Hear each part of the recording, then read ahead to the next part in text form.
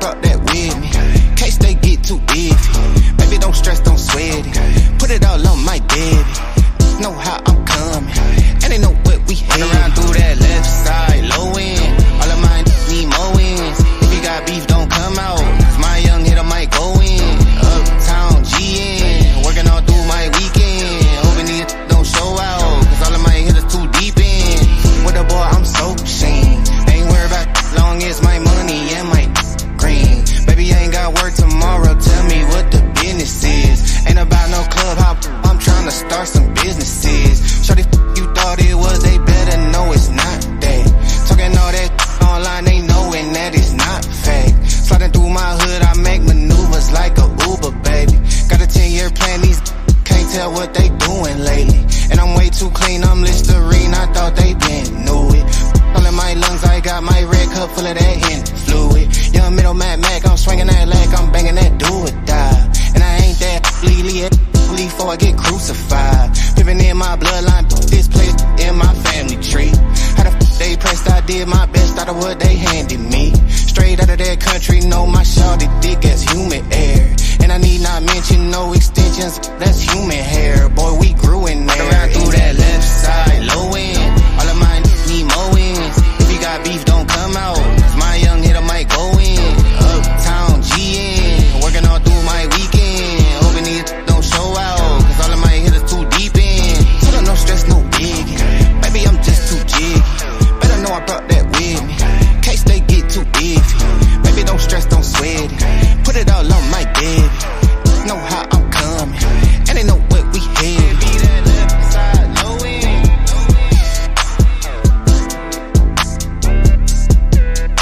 That left side, low end. That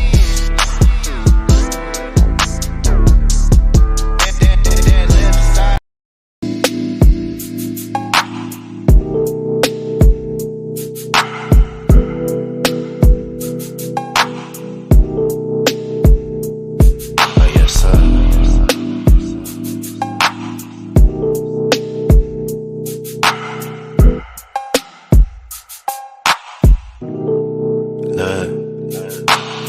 Gas in my lung, new shoes on the cruise.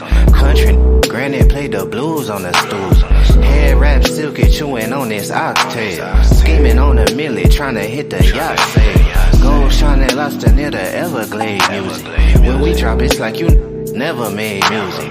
Better days never came easy to a quitter. Ain't no pump faking, let them see that I deliver. God body, baby, big 7 in the skin. Probably why you never hear no better again. Higher than the spot that we bout to set the bar. Stankin', smell it before it left the jar. I just left the coast straight to another ocean. Got excuses, me, I'm really having motion. Sipping on mimosa, chopping real estate game. 40 years later, still the same lane. Just left the hood, never heard of you. 30 long years, not a single word of you. Shop booming, baby, come and get it while it's open. I don't have time, I've been busy having motion. Just left the town, things spoke to you. You a L7, probably served to you. Shop still booming, come and get it while it's open. I don't have time, I've been really having motion. Boy, stop playing, this is not your lane. Never seen struggle, you do not know pain. Stop playing, would you be yourself? How they see you, how you see yourself. Ain't real, acting real fictitious. Family on the west probably still hit switches. Playing Sally Cell, brought the thumper in the car. I've been down in Austin, burning rubber down Lamar. Keep what you earn, put it back in the business. Gold mouth shorty spinning racks at the dentist. One stream need a whole 7 ways. That weaker than a whole 7 days. I've been playing chess, working on the left brain. Buzzing in my city way before the press came. Went and bought a now he think he less lame. Got the kind of gas that could fuel a jet plane. Just left the hood, never heard of you. 30 long years, not a single word of you. Shop booming, baby, come and get it while it's open. I don't have time, I've been busy having motion. Just left the town, things spoke to you. You a L7, probably served to you. Shop still booming, come and get it while it's open. I don't have time, I've been really having motion. Y'all know what time it is.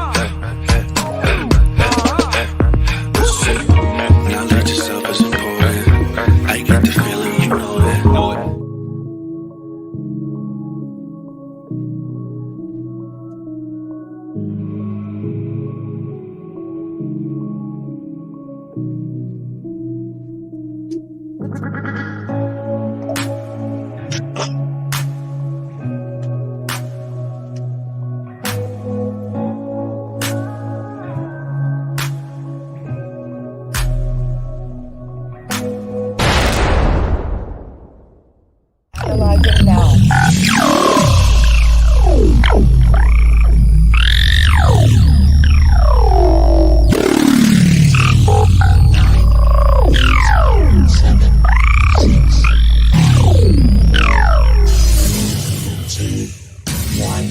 Zero.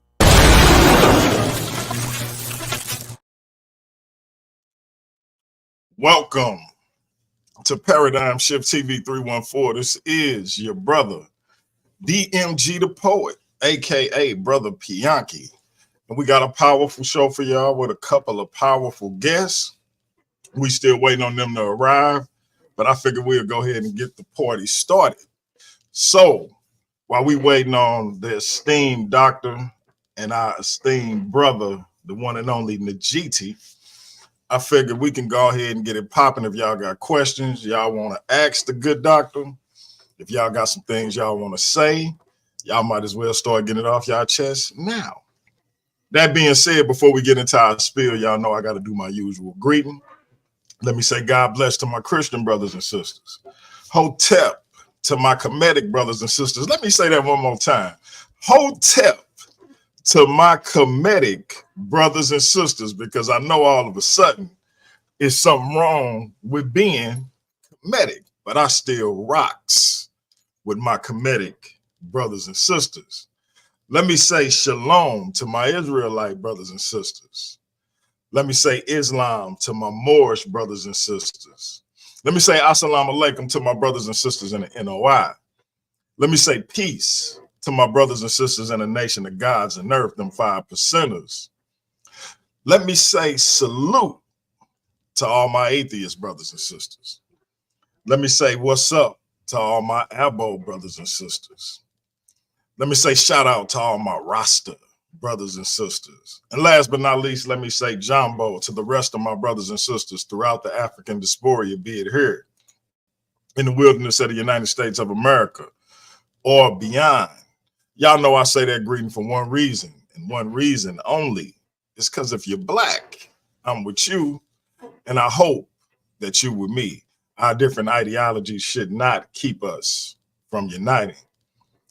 We can have unity without uniformity, and we can disagree without being disrespectfully disagreeable. We're going to get there one day. So, shout out to my brother, Lord Banu. I'm looking for you, somebody to chop it up with, my brother. Shout out to my brother, Nobody from Trust and Believe the Gospel. I got to get together with you and the brother A1, man. See when we can get that debate popping. I want to do it maybe in about 2 weeks, but maybe y'all can have like a preliminary this weekend or something like that. You know what I mean? Shout out to my brother, the Nerdy Brew. Oh, okay, Negetee, I got you. And but yeah, I'm definitely gonna be looking for somebody for you to chop it up with, Lord Banu. Just give me a little time, and I'll figure something out. In the meantime, if y'all got anything y'all want to talk to the good doctor about, let me know. And or a question for him, a statement you want to make. Because the question tonight is, are there answers in Genesis? You know what I mean? It's a lot of people that say the Bible is historical fiction. We got people who say it's a fact, like it is historical, period. So which one is it? Is it historical fiction, or is it a fact? Is it based in reality? Not based in reality, but reality. Which one is it? And the other question of the day, for me personally, is which PhDs should we actually follow and believe? Because apparently it's a difference. If you follow the Bible and you have a PhD, apparently you pseudo. If you don't believe in the Bible and you have a PhD, apparently you writing exact. So I want to see, but then if you believe in the Bible and you don't, and you're looking at people who don't believe the Bible, they the ones that's pseudo. So depending on what side you on, that's the PhD who is pseudo. The people who got the opposite view of you. So I'm trying to figure out who is pseudo when it comes to having a PhD and being an expert in these particular fields. I think that's a question that needs to be addressed. Like, what makes someone pseudo? Especially when they considered an expert in their field, when they have the credentials to be considered an expert. What makes them pseudo? And so, whoever has an opinion on that, let me know. But that being said, we waiting on our esteemed guests to come in, but throw some questions in the chat. Throw some comments in the chat. What are you anticipating for this to sort of be about? I know that the brother, he works with Answers in Genesis, so I know a lot of people say that that's a fringe group or a pseudo group. No, sir, I cannot. You should be able to pop right in too. Okay. Yeah, you should be able to pop right in. Because you got an admin, so. But yeah, this is gonna be an interesting show because everybody always say they want to talk to experts, they want to hear from experts. Well, we get an expert. Shout out to my brother Negetee.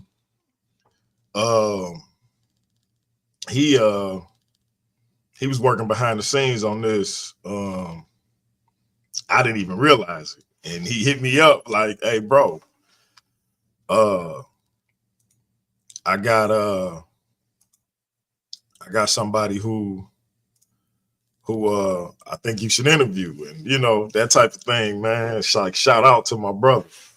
Hey, Negetee, what if I put it in your inbox? Because I don't want to put it in the chat because I don't want people to think they supposed to hit the link because I'm not gonna let them up. So to keep that confusion down, you think I should put it in your inbox, or would you rather I put it in the chat? Let me know. But yeah, family, this is what people been telling me they wanted.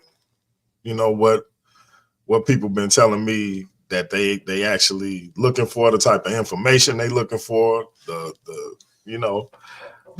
type of individuals whose information they want. And so, like I said, our brother went and got me. So here we are. Shout out to my brother in the building. Man, it looked real dark. I don't know what it is. Can you see me? Can you hear me? I can see you and I can hear you. It's a little dark, but that's all right. That's all right. We can work with it if that's what we got to work with. I was trying to enter through. I was trying to do it this way, but okay. Like, I'm gonna show you what it does. So it'll tell me wants to use Google to sign in. So I'm signing in under my name, and for some reason it goes right back to that. That was the problem I was having last time. Okay. I don't know what's up with that. Yeah, because I very rarely do it through my phone. If I'm doing like one of my core confession joints, then I'll do it through my phone. But other than that, I really rarely do it through the phone. So I don't know what that is. All right, I'm gonna send him the link to the YouTube channel. Can you bring him in, like, in the chat? Like, you know how you always bring people in? Yeah, you think if he hit the link, or you sending it to his email? Well, the YouTube channel. I'm gonna send the YouTube channel to him so he can see the YouTube and then try to come in through that way. Or matter of fact, can you send it to my email? Yeah. Okay, send it to my email. I think that's the best way. Okay. Okay, yeah. He said email him, email both of us the link. Okay. And I'll stay right here. But yeah, this should be a very interesting show. Like you said, you got a lot of people that says that the Bible is a myth. You know, they say that you can't trust the Bible, or the Bible was borrowed from different cultures and things of that nature. But the idea of this discussion is to deal within the DNA realm, and got a real scientist on the you know what I'm saying, got a real scientist about to pop up. Let me see. Did you see? And I'm okay. Interested to see you know, what the response is going to be from people, because again, like you said, this is a real scientist. This is what people say we should be dealing with.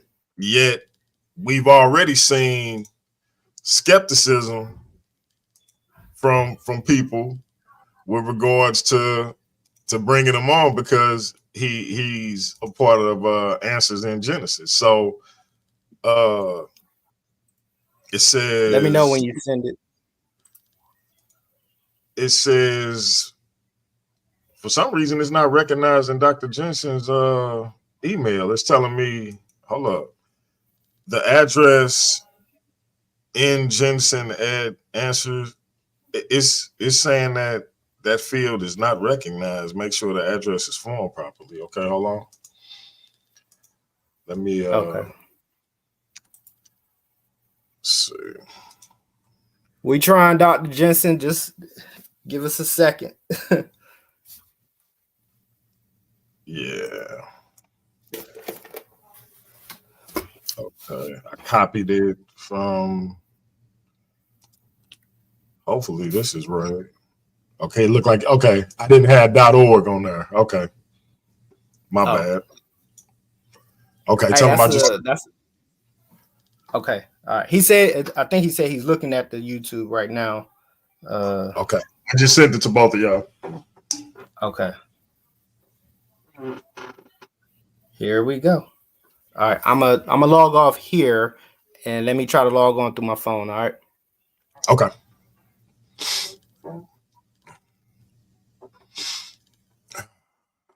Notes from the underground say, y'all know people in that community only like scholars when they on their side. Hey, listen, you might have a point, but is that the same for everybody though? Because does that work the same on the other side? Because I've heard Christians call secular scholars pseudo. Like, hey, shout out to Unc West for bringing pseudo to the community as a pejorative term, because that term is thrown around so haphazardly since that brother been saying it. It's ridiculous. Dr. Jeanson, how are you, sir? I'm well, thank you. Sorry, it took me a while to connect.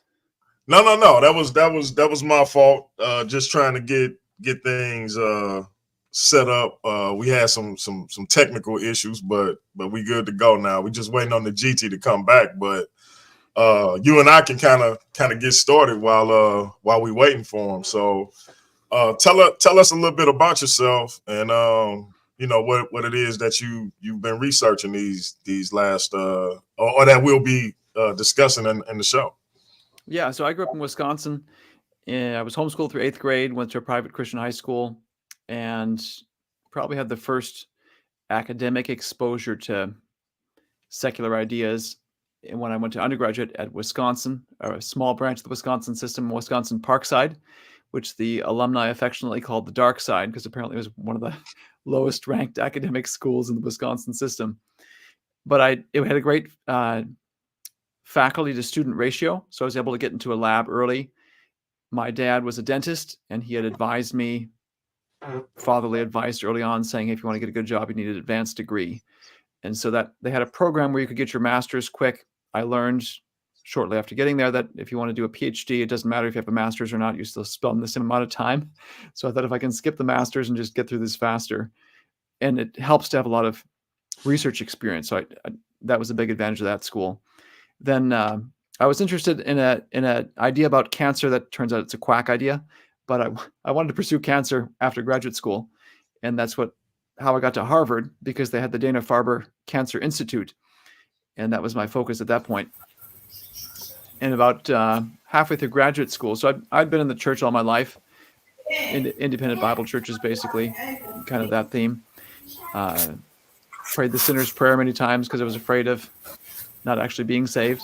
And I would say I was habitually enslaved to pornography for most of my teen years, though I told myself I wasn't, because I had good parents that, this is pre-internet days. They kept pornography out of the house, but I'd still find ways to try to satisfy my lusts. So the struggle for me in terms of Christianity for many years was Protestant theology says believing in Jesus should produce holy living. And I thought, well, I believe in Jesus, but it ain't producing holy living. So what's got to change? And I'd say perhaps the real epiphany for me came halfway through graduate school through reasons I can't really explain. It was just sitting with the Bible one night. I think I read through the whole book of Hebrews, and what I finally grasped was the Bible teaches the beauty of holiness. We think of beauty as something subjective. It's a preference. This person likes this person likes that. But the Bible says holiness, purity is objectively beautiful. That's what makes heaven beautiful. God is holy and glorious. And so to be born again is to have your eyes open to see the beauty of holiness, and that's what you want. And so God grants the Holy Spirit to see that and to desire it. And so that had a number of consequences in my life. It changed my career ambitions. My initial ambitions were to cure cancer, win the Nobel Prize. All that's in theory a good pursuit, but I began to try to rethink my ambition to say, well, how can I use these skills that I'm learning for more immediate kingdom purposes?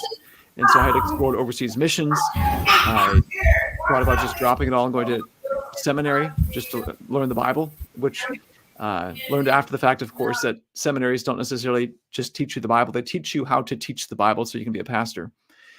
And then I thought about applying to be a biology professor at Christian universities that had associated seminaries just to fulfill that need. And ended up applying to the Institute for Creation Research in 2009, thinking, well, here's a way to still use what I've been trained in, but maybe for something more immediate kingdom advancing purpose. And was there about 6 years. And I've been at Answers in Genesis here in Kentucky for about 8 years. I met my wife. She's from Alabama in 2011. We married 2012. We have 4 kids. The oldest just turned 11. This is birthday season, so I had to think for a minute. We have 4 kids, 11 and under, homeschooling them. So that's how I got to where I'm at in research. You asked about research. So I started off when I joined the Institute for Creation Research. The CEO said my task coming in was to come up with a biology research program. So my thought was, well, let's find the questions first, and then we can figure out the ways to answer them. And the main questions in my mind after digging into it were Darwin's questions. What's the origin of species? How do they form? What about evolution? When do species form? All the questions, all the journalistic questions that surround it. And chase that for a while, because there's lots of genetic data out there for thousands of species. We've got tools we've never had in the past. And I shifted maybe 5 to 8 years ago towards humans in particular, mainly because I learned this not too long ago. The annual research budget of the National Institutes of Health, so all of our tax dollars, $45 billion worth of that goes towards researching human health. So there's massive amounts of human genetic data out there from all around the globe. So started chasing it. I'd say the first question I tried to answer, my initial focus was on female inherited DNA through the mom's line. It's called mitochondrial DNA. So men and women both have it, but through the cell biology of how sperm and egg meet, only moms pass it on. So I have my mom's mitochondrial DNA. My 4 children have my wife's. And we made some progress. We found some genetic evidence that humanity only goes back a few thousand years. I'd say I thought we found a pretty good echo of Noah's flood, because you have perhaps 3 genetic lineages, the 3 wives of Noah's sons at the time of the flood. In about 2015, I thought, well, the next major biblical event is the confusion of languages at the Tower of Babel. Biblically, you have Genesis 10, Genesis 9, say we all go back to Noah, his wife, his sons, and their wives. And that's a big focus, of course, with Answers in Genesis. They have the Ark Encounter here, where we show that and show ethnicities. I always tell people who come to the Ark Encounter, check out the ethnicities that we've displayed for Noah's children and their spouses. After that, after they're reproduced for a couple generations, Genesis 10, they rebel. They want to build a tower to heaven. They build a city. God confuses their languages and forces them to spread out and obey his command to fill the earth. So my thought was, that's a linguistic event. I found a language collaborator who did this professionally. He was associated with the Wycliffe Bible Translators, their academic arm. And I tried to ask the question, could we overlay the genetic map of humanity with the linguistic map of humanity? And the answer, in short, is yes and no.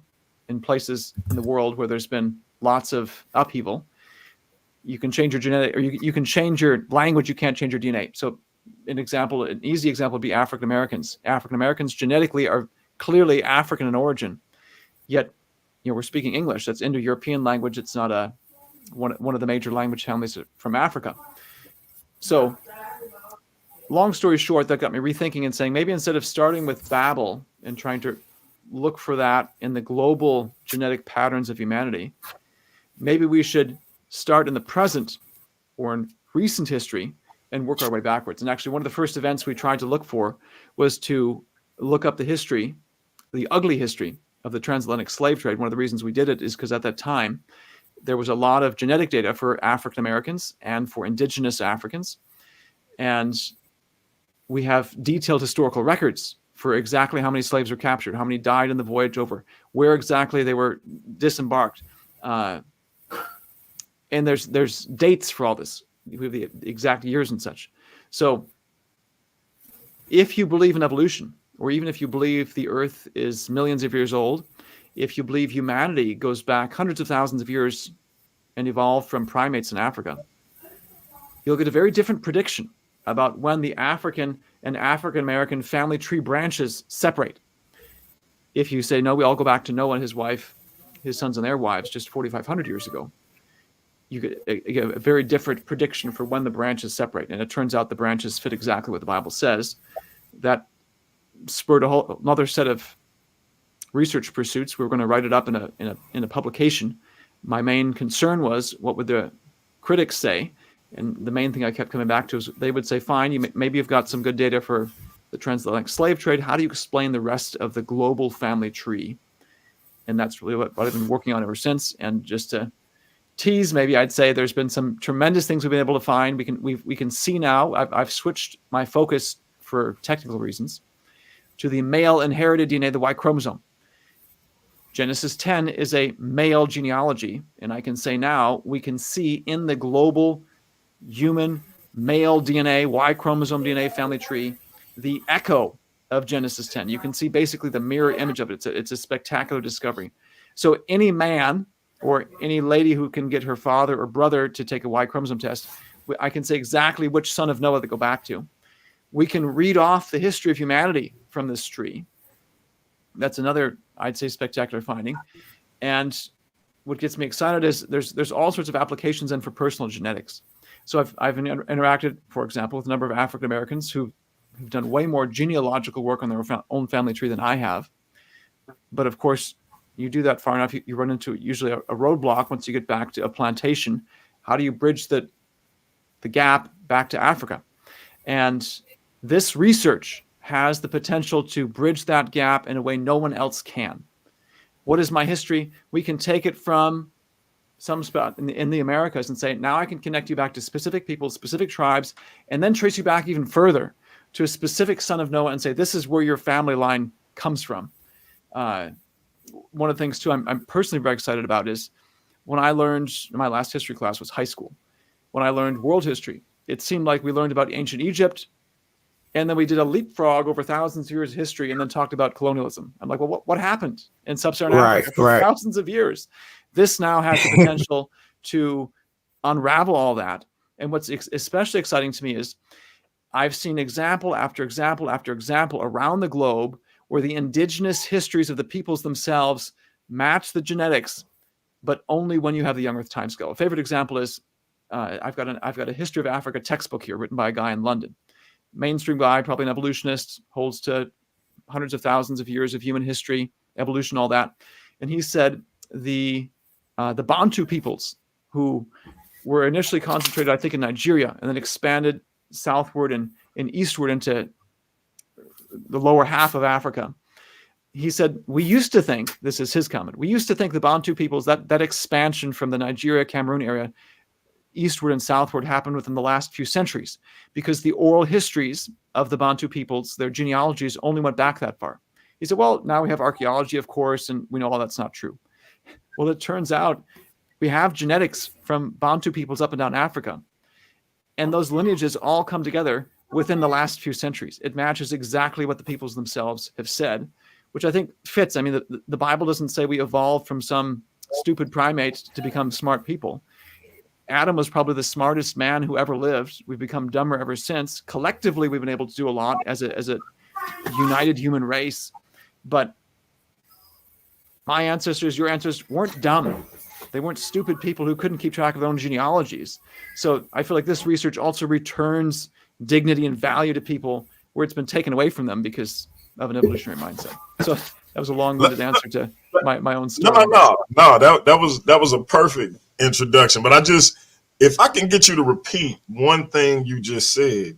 You said our ancestors, yours and mine, and I'm speaking specifically of mine. You said our ancestors weren't dumb, because I feel like a lot of people seem to think our ancestors were these, like, just, bump on the law type of individuals. And so I'm glad you mentioned that. Let me ask you this, and then I'm gonna turn it over to Negetee and let y'all, go ahead with the interview.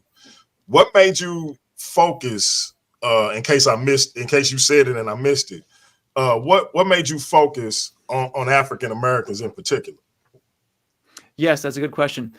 One of the hard lessons I had to learn of graduate school, because I had a head full of ideas, and my thought was, what's missing in science is good questions to ask, and if I could just ask the right questions, we'll solve all the world's problems. And it turns out there's lots of smart people asking great questions. What limits science is the technology that we have to answer them. And the biggest breakthroughs in science tend to come because someone made an advance in technology. So I guess in a big picture sense, being able to discover the structure of DNA and then developing the technology to sequence DNA has allowed us to ask and answer a bunch of different questions. So when we went to the question of how do we start exploring the human DNA tree, and if we want to, just to back up in the story, I was initially thinking, let's start deep in history and work forward. Let's start with the Tower of Babel and try to work our way forward. And I said, no. Even if you look at the Bible, it's not like Babel is the last event. After Babel, the Old Testament tends to focus on Israel, but even Israel doesn't just sit as one little cloistered people. They are in Canaan, but then they're in Egypt for several centuries. And from Genesis, we know that some of the sons of Jacob married Canaanites. So I think it was Judah who married a Canaanite woman. Joseph, of course, is sold into slavery. He marries an Egyptian woman. And who knows about the other boys? We know that they multiplied exceedingly fast, Exodus 1, and that when they were finally kicked out of Egypt by the Pharaoh in Exodus 12, a mixed multitude came out with him. So they didn't come out as somehow some ethnically homogeneous group. We know there's a mixed multitude. Then you fast forward to Judges. They disobey the command to get rid of all the Canaanites. And it says specifically, Judges 3, I think, that the daughters of the Canaanites were given to the sons of Israel, and the daughters of Israel were given to the sons of the Canaanites. And there's a whole intermixing. So by the time you get to Samuel and Kings, I mean, who can say what the ethnic makeup is? The whole tribe of Benjamin by the end of Judges nearly goes extinct. They're down to 300 men, I think, or something. So, and then you can fast forward even farther. The northern 10 tribes get conquered by Assyria. They're hauled off to who knows where and who knows what. Then you have the southern tribes conquered by initially Babylon. Some of them are hauled off to Persia eventually, Babylon, Persia. Some escape to Egypt. There's this great dispersal of peoples, and this is centuries before Christ and before the Greeks or the Romans conquer. So if that's true of a religious people who are supposed to kind of stick together, and there's explicit prohibitions about worshiping the gods, the Canaanites, and intermarriage and these sorts of things, imagine how much more so for the rest of the globe. So what was I thinking starting with Babel? There's 4,000 years of rape and pillage and migration and conquest that's going to scramble that signal. So let's start at the present, work backwards. That's how I got to the question of where do we start in the present and work our way backwards? And so then the question was, applying graduate school, what do we have data for? What's a major migration event? We could do colonialism, but I don't know that I have as good a record of European migration. Or maybe what I should say, I don't know that I have as good of a start and a stop. I mean, migration still happens. Whereas with the transatlantic slave trade, you have a clear, we've graphed it out, 1500s, it starts creeping, and then it peaks in the 1800s, and then it's prohibited, and boom, it stops. So you've got a clean break that's easy, that'll leave a clearer genetic signal. So it really came down to what's available, where do we have genetics? So we need the source population and then the migration population, and then we also need a very detailed historical record by which we can do the test. So the test is, we've got the DNA evidence, and the question is, what's the right time scale to see the history? And the way you test that data set is against historical records. And so the fact that we had both of those, and the specific project I'm thinking of was called the 1,000 Genomes Project. It's a publicly funded project. They had about 5 sub-Saharan African groups and 2 or 3, I think, African-American groups. One was Africans or men of African descent in Barbados, and then I think African Americans in Oklahoma. So for the European side, I think they had 1 European American population and then 5 or 6 European populations. It basically came down to, where do we have the resources, just sitting at my computer, to be able to explore this question. Okay. All right, my brother Negetee, it's on you. All right. Can y'all hear me clear? I can. Y'all can hear me? Yes, sir. Yes. Loud and clear. Okay. All right. It seems like it's a lag on my side. I'm gonna try to do the best that I can. Dr. Jeanson, I just want to say thank you for coming on. I know we talked last year about this project, and I actually kept it away from DMG because I actually wanted to surprise him with it, and I was ecstatic to see that you was willing to come on. And unlike some of the other well intellectual people, educated people, you didn't charge for this, and I want to say thank you for that. Especially, I really thank you for that. I'm grateful for the opportunity. I want to say this. I definitely want to thank you for coming on. It's people with your credentials who I've reached out to, and I've gotten some answers that I don't even want to repeat. And those are the ones who didn't ask for absorbent amounts of money. So I just want to say from the bottom of my heart, I definitely appreciate you taking the time coming on to join us. Thank my brother Negetee for doing this behind my back. I had no idea he had this set up, so I appreciate both of you all for coming on to contribute to the platform. I will also I'm about echo to the be a thanks snitch. for the opportunity if I can. And it's a sensitive topic, history and human history. I think it's even more sensitive if we've got darker skinned and light skinned men talking. But hey, we can do it, and I think it's great. And I think it's a privilege. So thank you to both of you. Absolutely. All right, I'm gonna let y'all go. I'll be chiming in from here and there, but for the most part, I'm gonna let y'all go ahead. Okay. All right.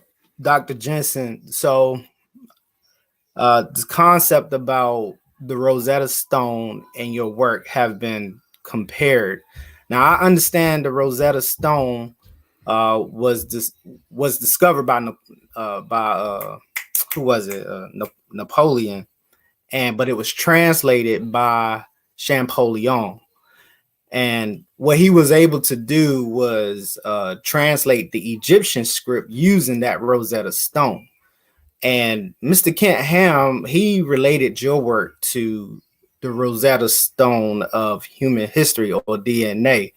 Could you explain why he would relate your work in that way, or why is your work related in that sense? How can we look at your work in the same way we do the Rosetta Stone? How can it help us discover new things?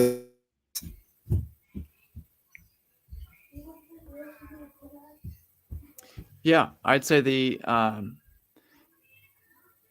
main point, the main bridge between the analogy is with the literal Rosetta Stone, we could view into the past, deep into the past, in a way we never could before. We had the pyramids, we had ruins and such, and then we had the script of the Egyptians, the hieroglyphics, but no one could read it, and so no one knew what the kings actually said about themselves. Rosetta Stone finally cracks that code, and we can now look into the past through the lens of the Egyptians themselves and figure out what they said. I think back to my own high school history courses, and what I learned was largely cultural history, political history. I went to a Christian school, so there was religious history too. We covered the Reformation, these sorts of things. But we learned about great civilizations, but we never learned the full story, I guess, as far as I'm concerned, the story of the people. Egypt is founded at this date. It's conquered by Assyrians and others at this date. Okay, well, who did they come from? And then what happened to the Egyptians after they were conquered by people from Asia and people from Europe? Are there still Egyptians today? I mean, 100 million residents of Egypt would probably say, yes, we are. And genetics, I think, would have some surprises for them. But that's a question history never covered. Or take the Romans. I feel like my history classes covered a lot of European history. The founding of Rome is supposed to be about 700s, I think, BC.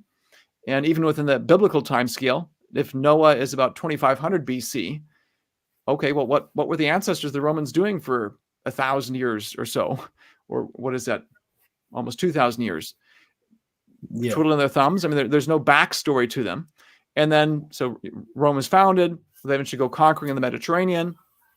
They're the ruling power at the time of Christ.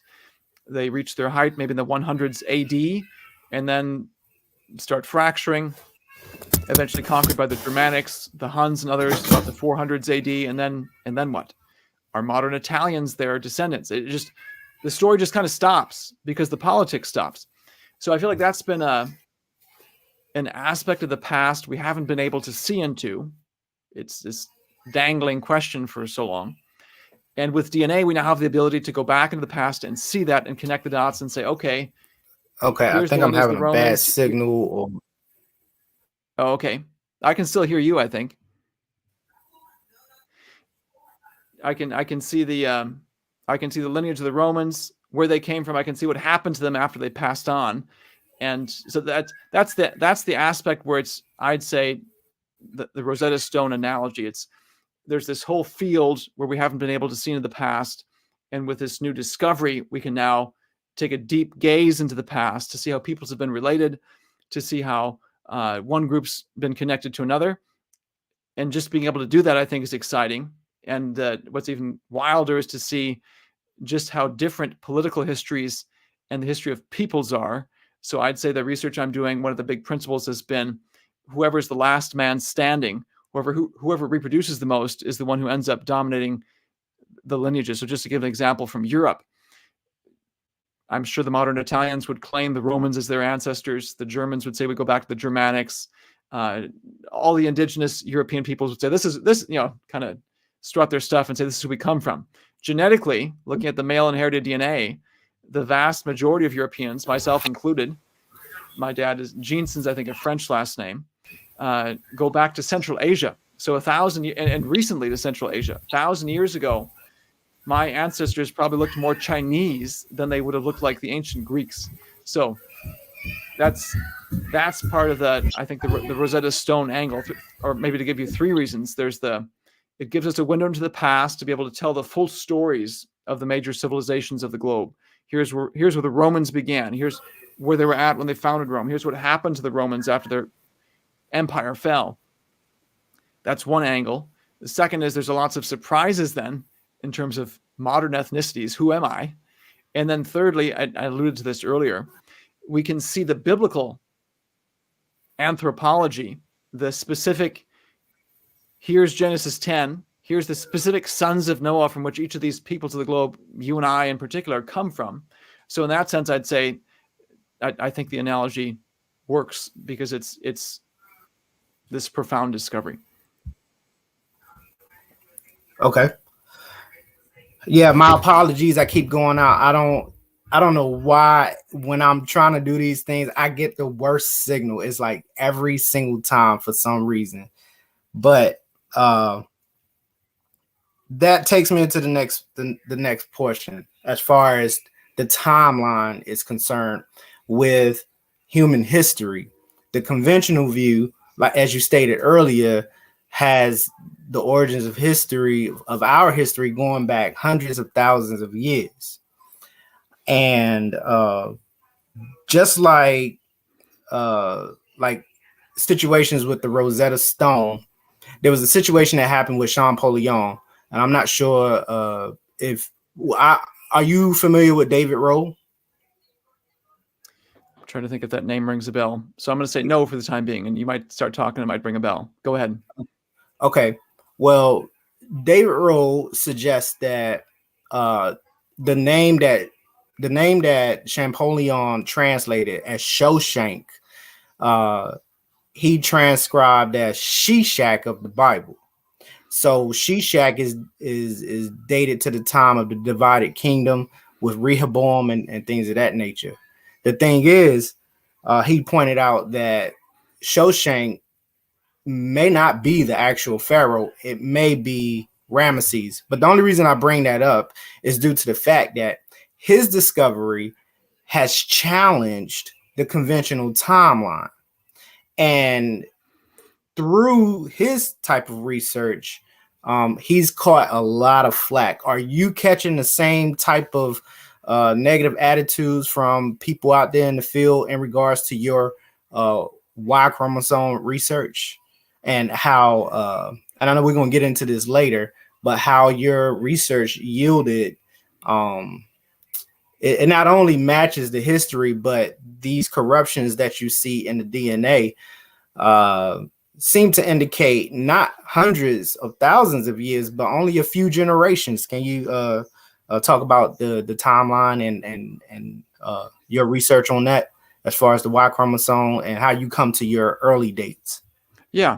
What might be helpful too is if I tell a little story, then a brief history of where creationism has been scientifically, legally, and practically, and I'll make it quick. And I feel like it's a good context to understand why this research, I think, take your time, is a paradigm shift for science as a whole. And so to answer one of your questions was, how has the community responded? They haven't really. But the handful of academics who have actually granted me a really big gift and helped advance the research in ways I'll explain. So if you go back to Darwin, he himself admits when he published his book, he was trying to accomplish a paradigm shift. In the first edition of his book, he said he knew the whole field was against him. He had a section where he was trying to anticipate objections to what he was saying. and then tried to head them off at the pass. So he said, I know that some of you are going to say, why has everyone rejected what you said? And he gave 4 reasons why he thought it was time to change the paradigm. 10 years later, that sentence is different in a subsequent edition, where he says, why until recently did everyone reject what I was saying? So within a decade, he was able to completely shift the field in his favor.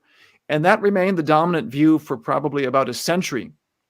There were court cases in the early 1920s, the Scopes trial, people have probably heard of, where it was on the court docket was a question of whether or not or I think it was a law prohibiting the teaching of evolution.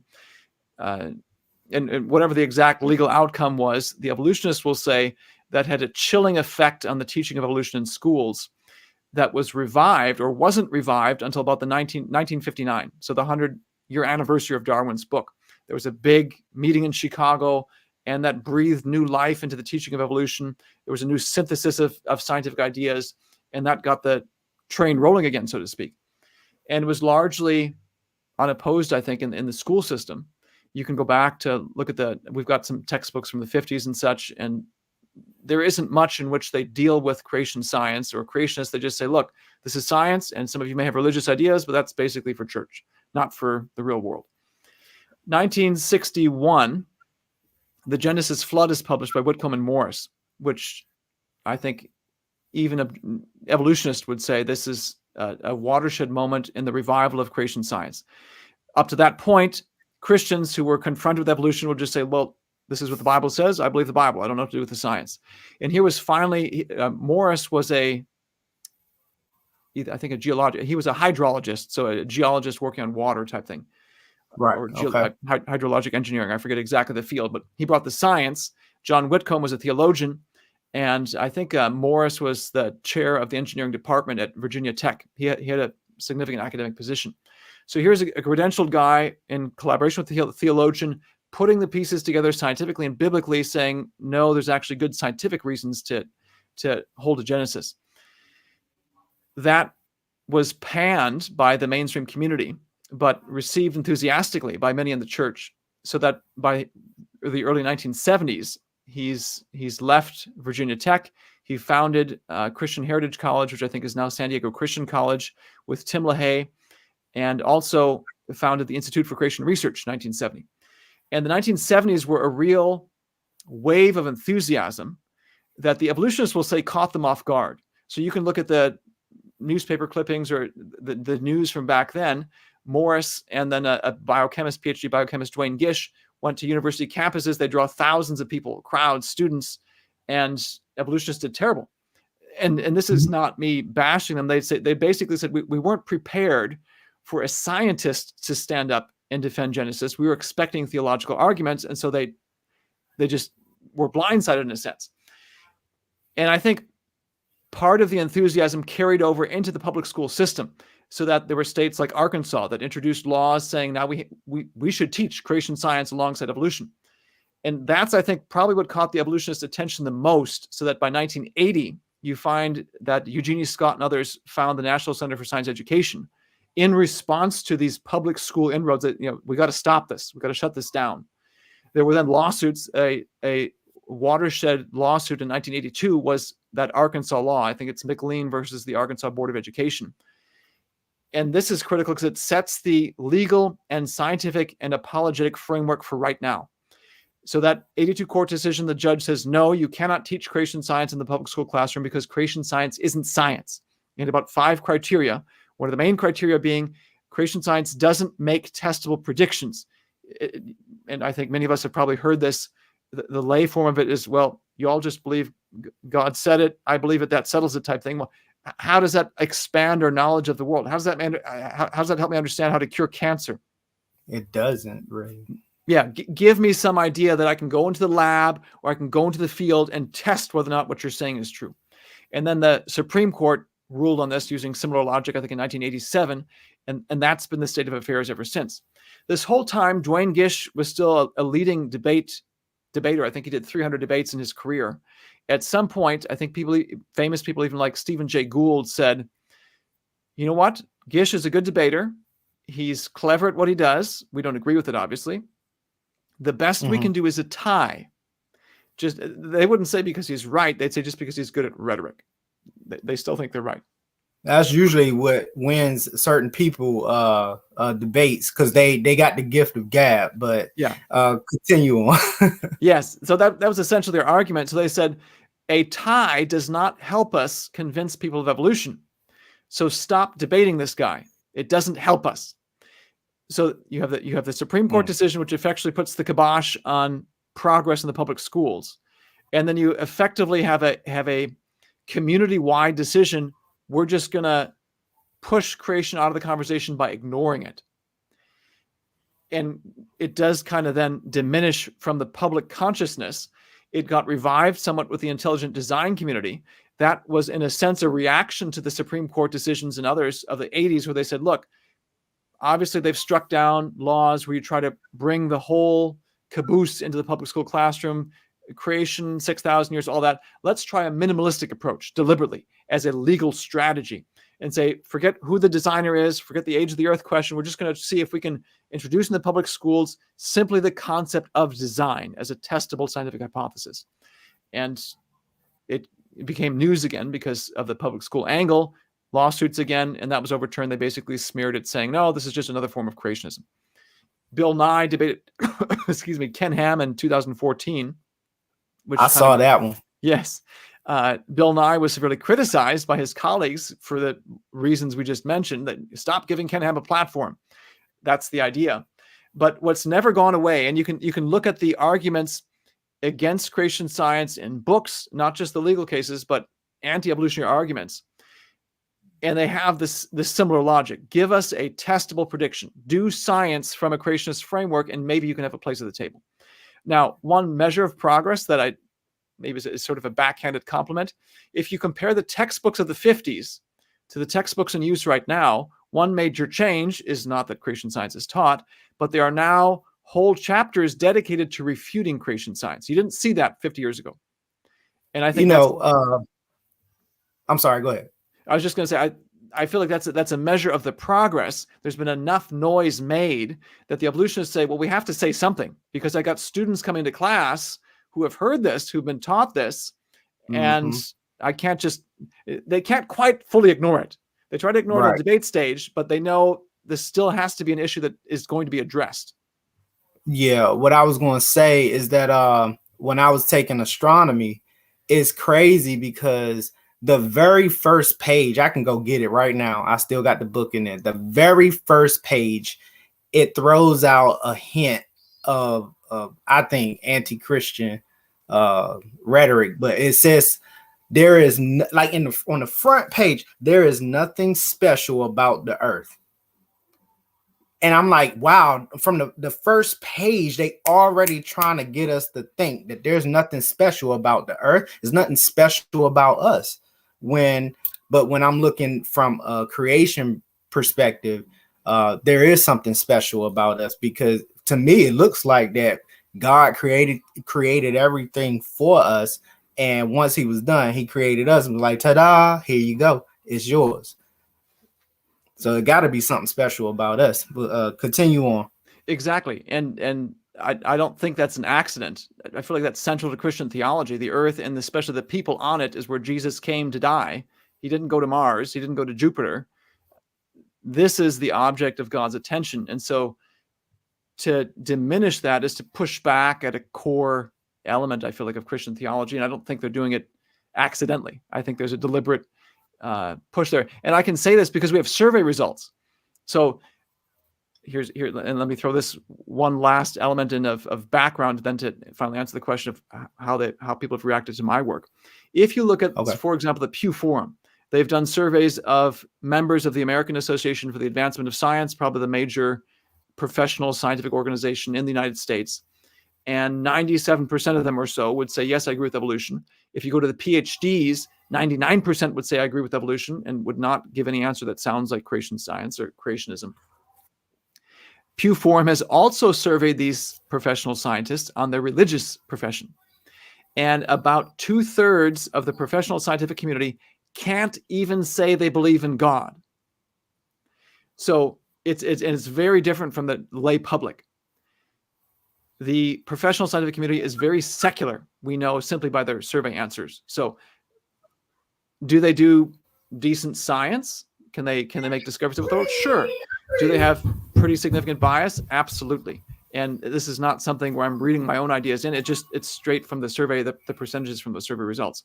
Okay, now this background then of everyone's against it. You can't teach creation in public schools. If you want to have a place at the scientific table, you need to come up with testable predictions. To phrase it succinctly but slightly differently, there's been lots of anti-evolutionary arguments that have been advanced over the years. I think the arguments are good, but the legal framework says not good enough. You have to give me something to replace the evolutionary idea. You can't just knock it down and say, oh, God did it. That's not science. That's what the legal community would say. That's what the professional scientific community would say.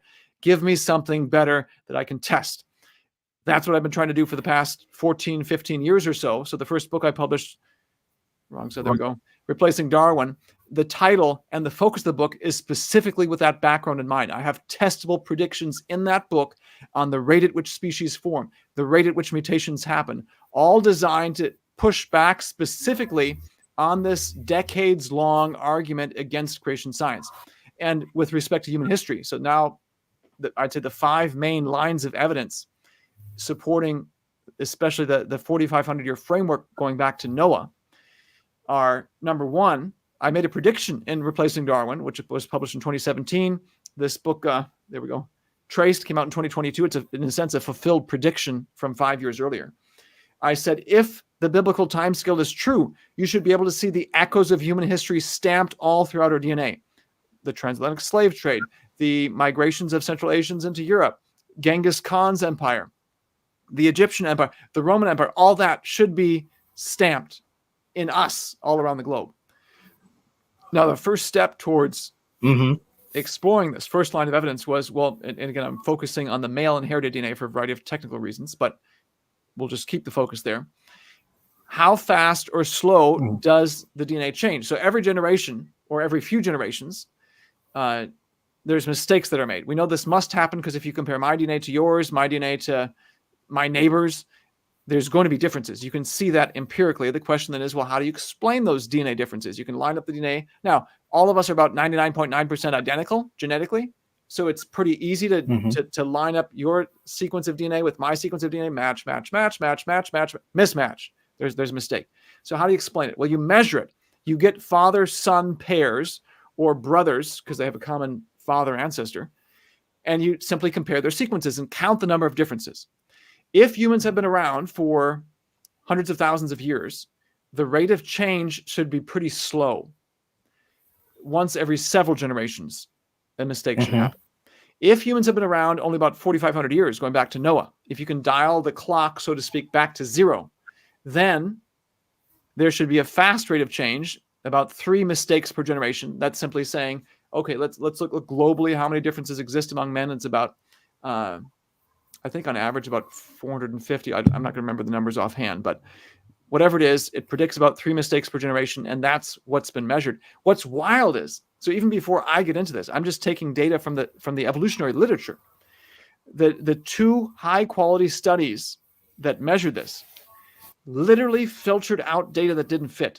One of the papers says explicitly, we measured father-son mutation rates. We counted the number of differences. It was too fast for evolution, so we developed a filter to bring the number down to a number that matched. And you can't make this stuff up. They got a scientific result that didn't fit their preconceptions, so they changed the result. There was another paper that was focused exclusively on measuring DNA changes in a variety of DNA compartments in exquisite detail. So 99% of our DNA is not this Y chromosome, my DNA, your DNA. It's the DNA we get from both parents. So the exquisite detail on the rates of change between parents and offspring. And what was noticeably missing from the paper was any mention of the Y chromosome male inherited DNA change. They were looking at, it was a Danish study of 50 trios. So mom, dad, offspring. And there were 17, I think, father-son pairs. Others were in those 50, I guess the remainder would be daughters, father, mother, daughter. Anyway, they talk about a certain type of Y chromosome change, but the key type of change that would tell us and help answer this creation evolution question was missing from the paper. Some of the raw data kind of snuck in that I was able to extract from it, but there's a I think I partial read, answer to your. Go ahead. Yeah, I think I read that in the first chapters of your book about how they kind of just left out that data, and that seems like the case with any field of study. It seems I always used to say if archaeologists or scientists found something that, and I hate to say it in this way, but if they found anything that could validate what the Bible says, they would just either ignore it or treat it as an anomaly, put it in a drawer so nobody can see it, or just pretty much ignore it. Yes, and I guess I'm somewhat shocked by all this, just because I spent graduate school rubbing shoulders with these people, with secular scientists, and they're smart people. They're not dumb. But there's obviously this blind spot. Were you? Great. Let me ask this question real quick. Were Yeah. you in the field In the doing the work? Were you involved with the work, the research? Because some people feel like you just have a PhD just because you went to school. Did you actually do the work? I just want to get that part out. Yeah. So my graduate work wasn't in human history per se. It was looking at human health questions. I think the title of my degree is like cell biology and immunology or something. But the question I was trying to work on was the question of adult stem cells. So stem cells are the cells of our body. So there's two major types of cells, just to clarify real fast. There's embryonic stem cells, which are the ethically controversial ones because they form in the womb all the cells and organs and tissues of our body. You are born, you grew up.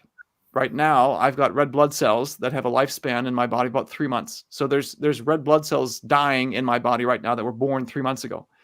If that continues unabated, I'm not going to have red blood cells.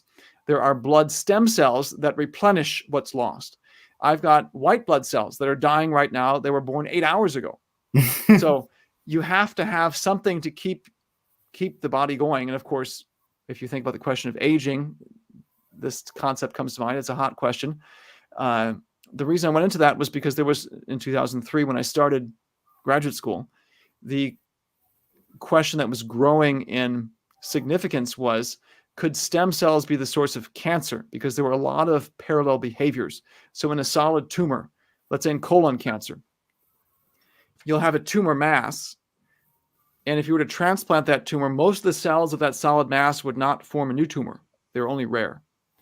Stem cells are rare. Yeah, I can transplant my red blood cells to you. The red blood cells themselves are not going to divide. They don't even have a nucleus, a DNA.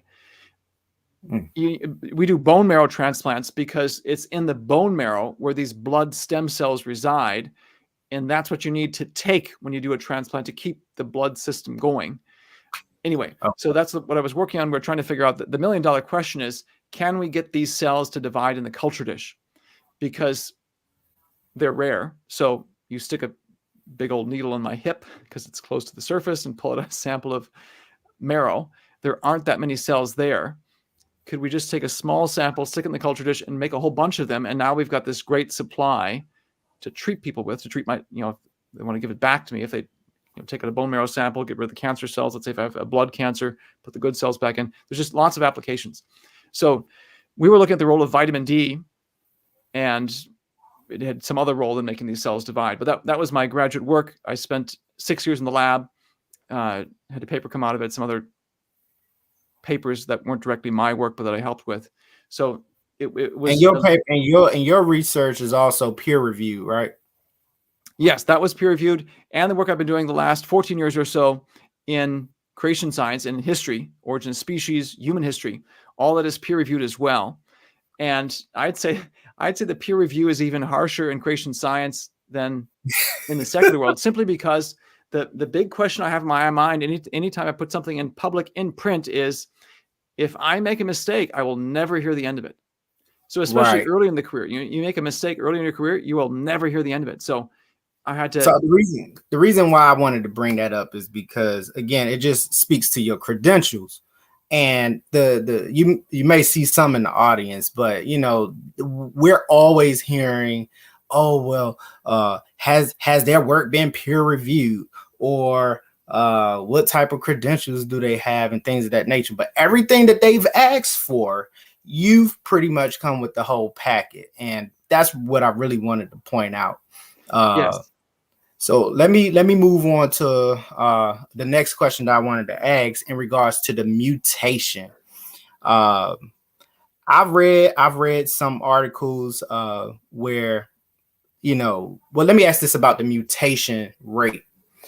I've been told that one reason evolution couldn't be real or couldn't be factual is because over 100,000 year period, the amount of mutations that would take place would probably render us to the point to where we couldn't even mate with one another. Is that a possibility? Is that true? I'd say there's a couple answers to that question. Even the evolutionists these days are looking at the mutation rates we've measured and, in a sense, sounding the alarm, saying there's a lot of mistakes being added to our DNA every generation. This could spell the extinction of humans as a species. So that they already know there's trouble. The question, of course, is not looking forward to the future for our discussion. It's looking backwards in time. And I'd say for the Y chromosome, for especially the mitochondrial DNA, which is the female inherited DNA, the Y chromosome is the male inherited DNA, the measured mutation rates are so fast, it would mutate these into oblivion. So there'd be, it raises severe questions about how could these ancestors have survived. Those questions go away if you just have a shorter time scale, so not as many mutations. But yes, that's a significant problem. So, and really I can answer this, I can pile on in a sense from two angles. There is the can this allow evolution to happen angle. Could evolution have happened? A mechanism question. And I'd say no, the rates of mutation raise serious objections to whether or not this is even feasible. There's a second element to this, which I say, so there's the plausibility. I'd say maybe to use two P's. There's a plausibility, could it have happened? And then there's the probability. Does it look like it happened?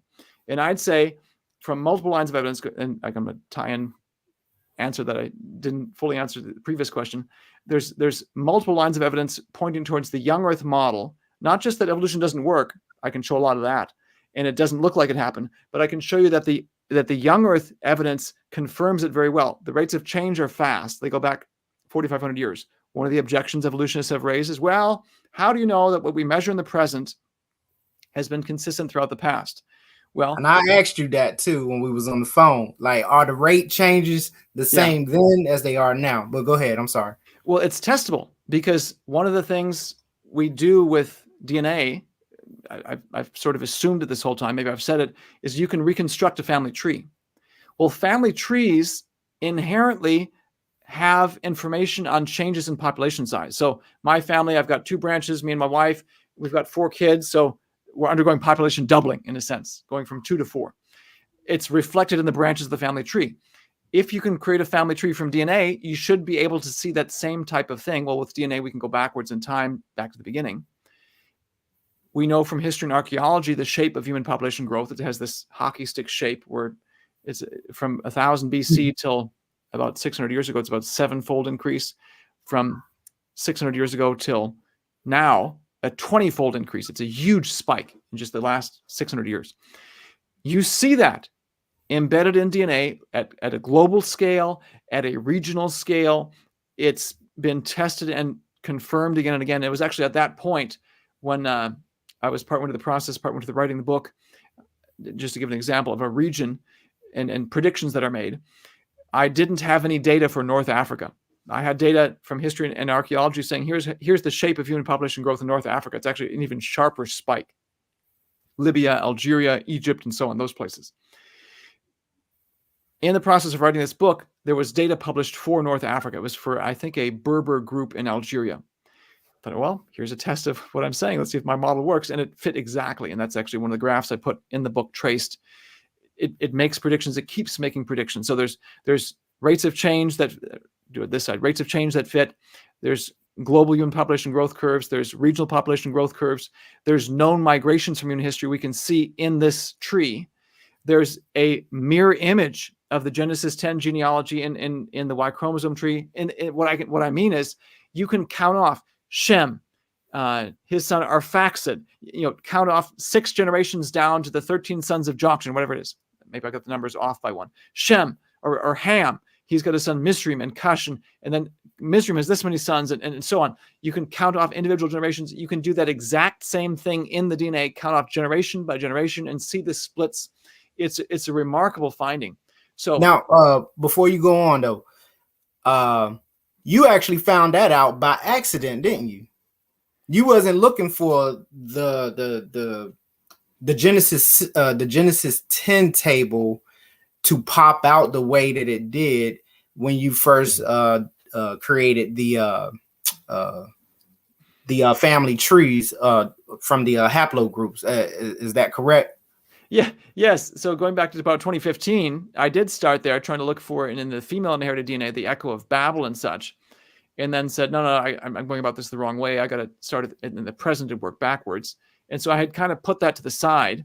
And then in April of 2021 or April 2021, I had the book reviewed, and I had a little snafu with the publisher, and maybe you could call it have a midlife crisis, trying to think through, okay, I'm turning 41 at that point. So how does this advance the kingdom? Let's say I go to New Guinea and I can say, hey, I can tell you who you come from. And it only works in a 4,500 time scale. Is that going to make a big difference?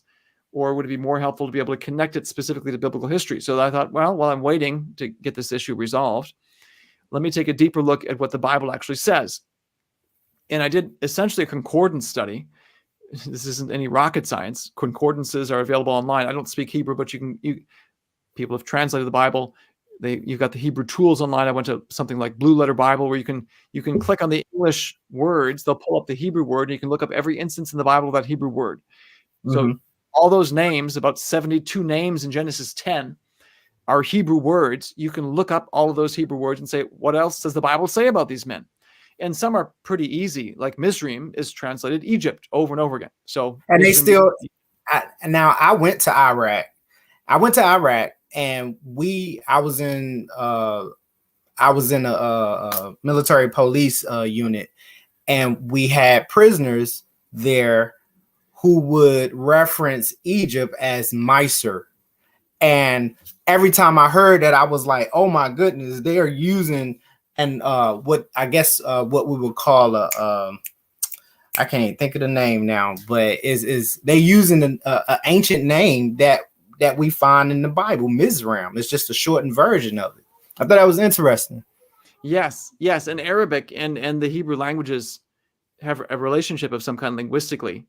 So it is extreme. And I think even in Egypt, they still use a version of that, Misr or Mizraim.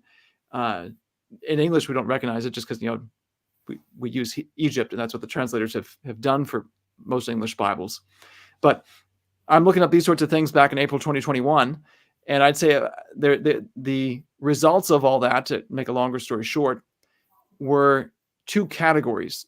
One was names that the Bible mentions explicitly or implicitly. Again, Mizraim is Egypt. Javan is actually Javan, son of Japheth, is translated as Greece in Daniel 8, talking about the prophecy of the ram and the goats. And I think every eschatological position would say this is Alexander the Great and Darius III and their battle when the Greeks and the Persians fought each other.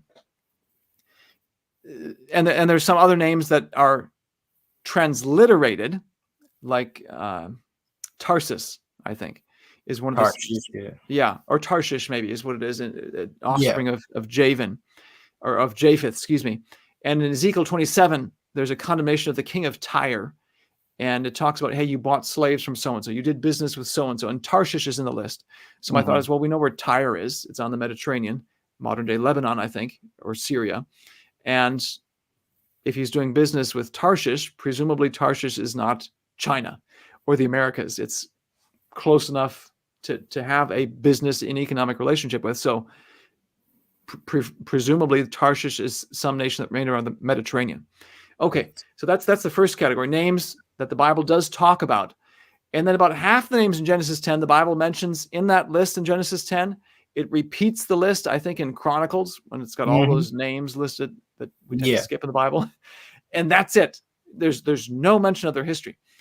So my thought was, okay, you've got men in which the Bible is silent on their, or you've got men on whose history the Bible is silent.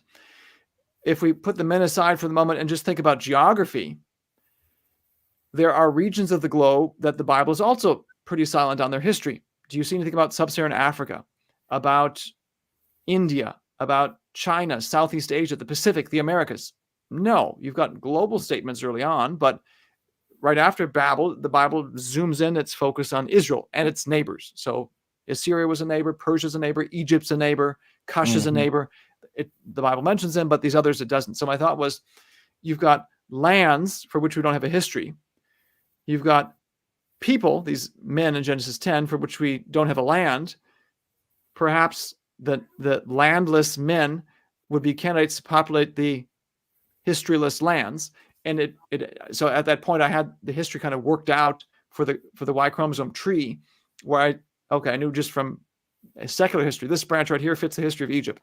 This branch over here fits the history of Persia. I had all that worked out. And let's now compare the Y chromosome data to the biblical data, and it lined up beautifully in the ratios, and that was the big aha moment, exciting moment. And my linguist contact was excited too. He's Caucasian like I am, but he'd done Bible translation, I think, in New Guinea.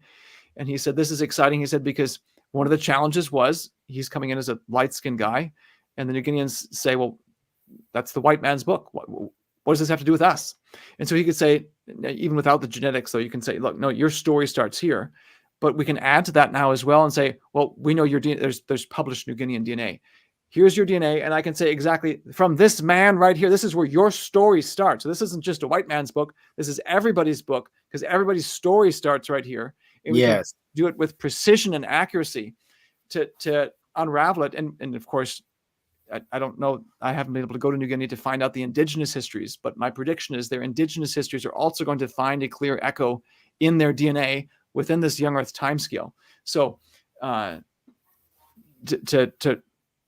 sort of bring this part of the discussion back to its climax, what have the critics done?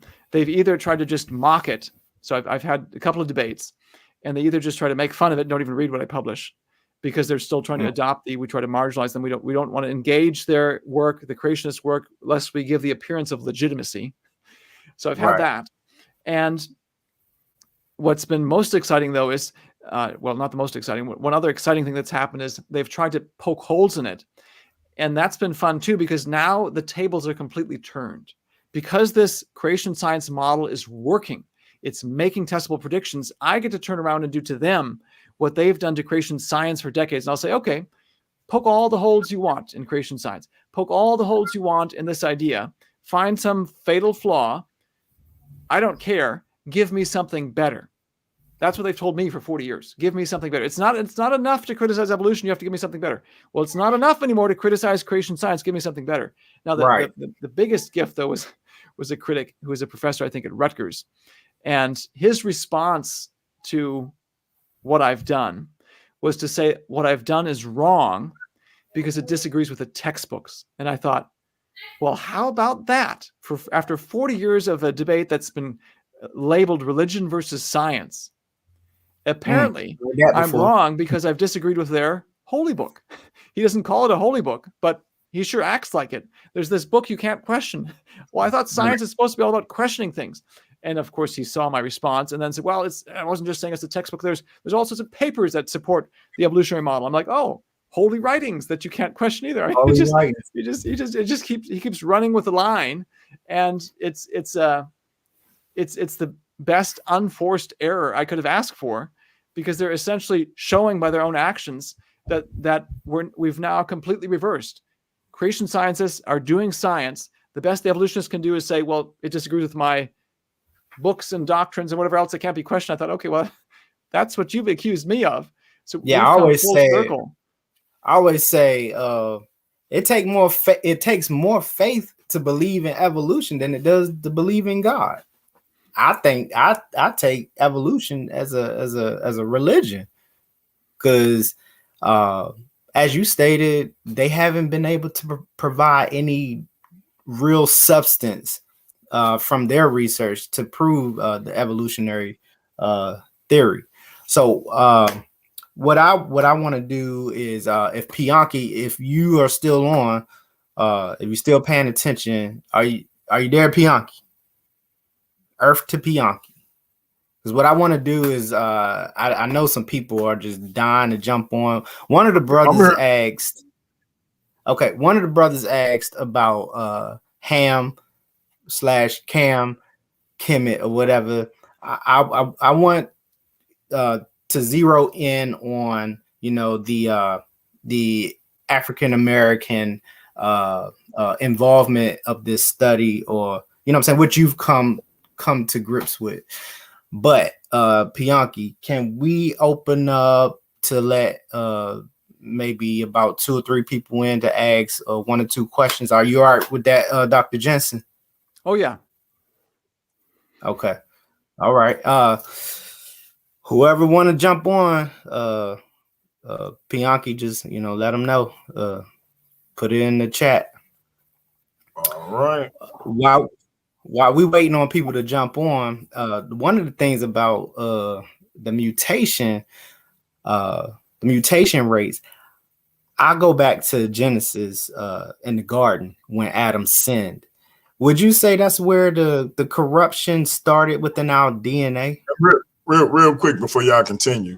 Just want to make this note. We opened it up for questions. And we don't have time for a back and forth or a debate with Dr. Jeanson. Ask your one question, get your reply, and we'll see you later. Because I don't want to get a back and forth with everybody where we starting to get bogged down with everybody trying to have a back and forth. We can do that at another time, but right now we're gonna get one question in and then move on to the next person. So I just want everybody to know ahead of time, there's not going to be a mini debate with Dr. Jeanson.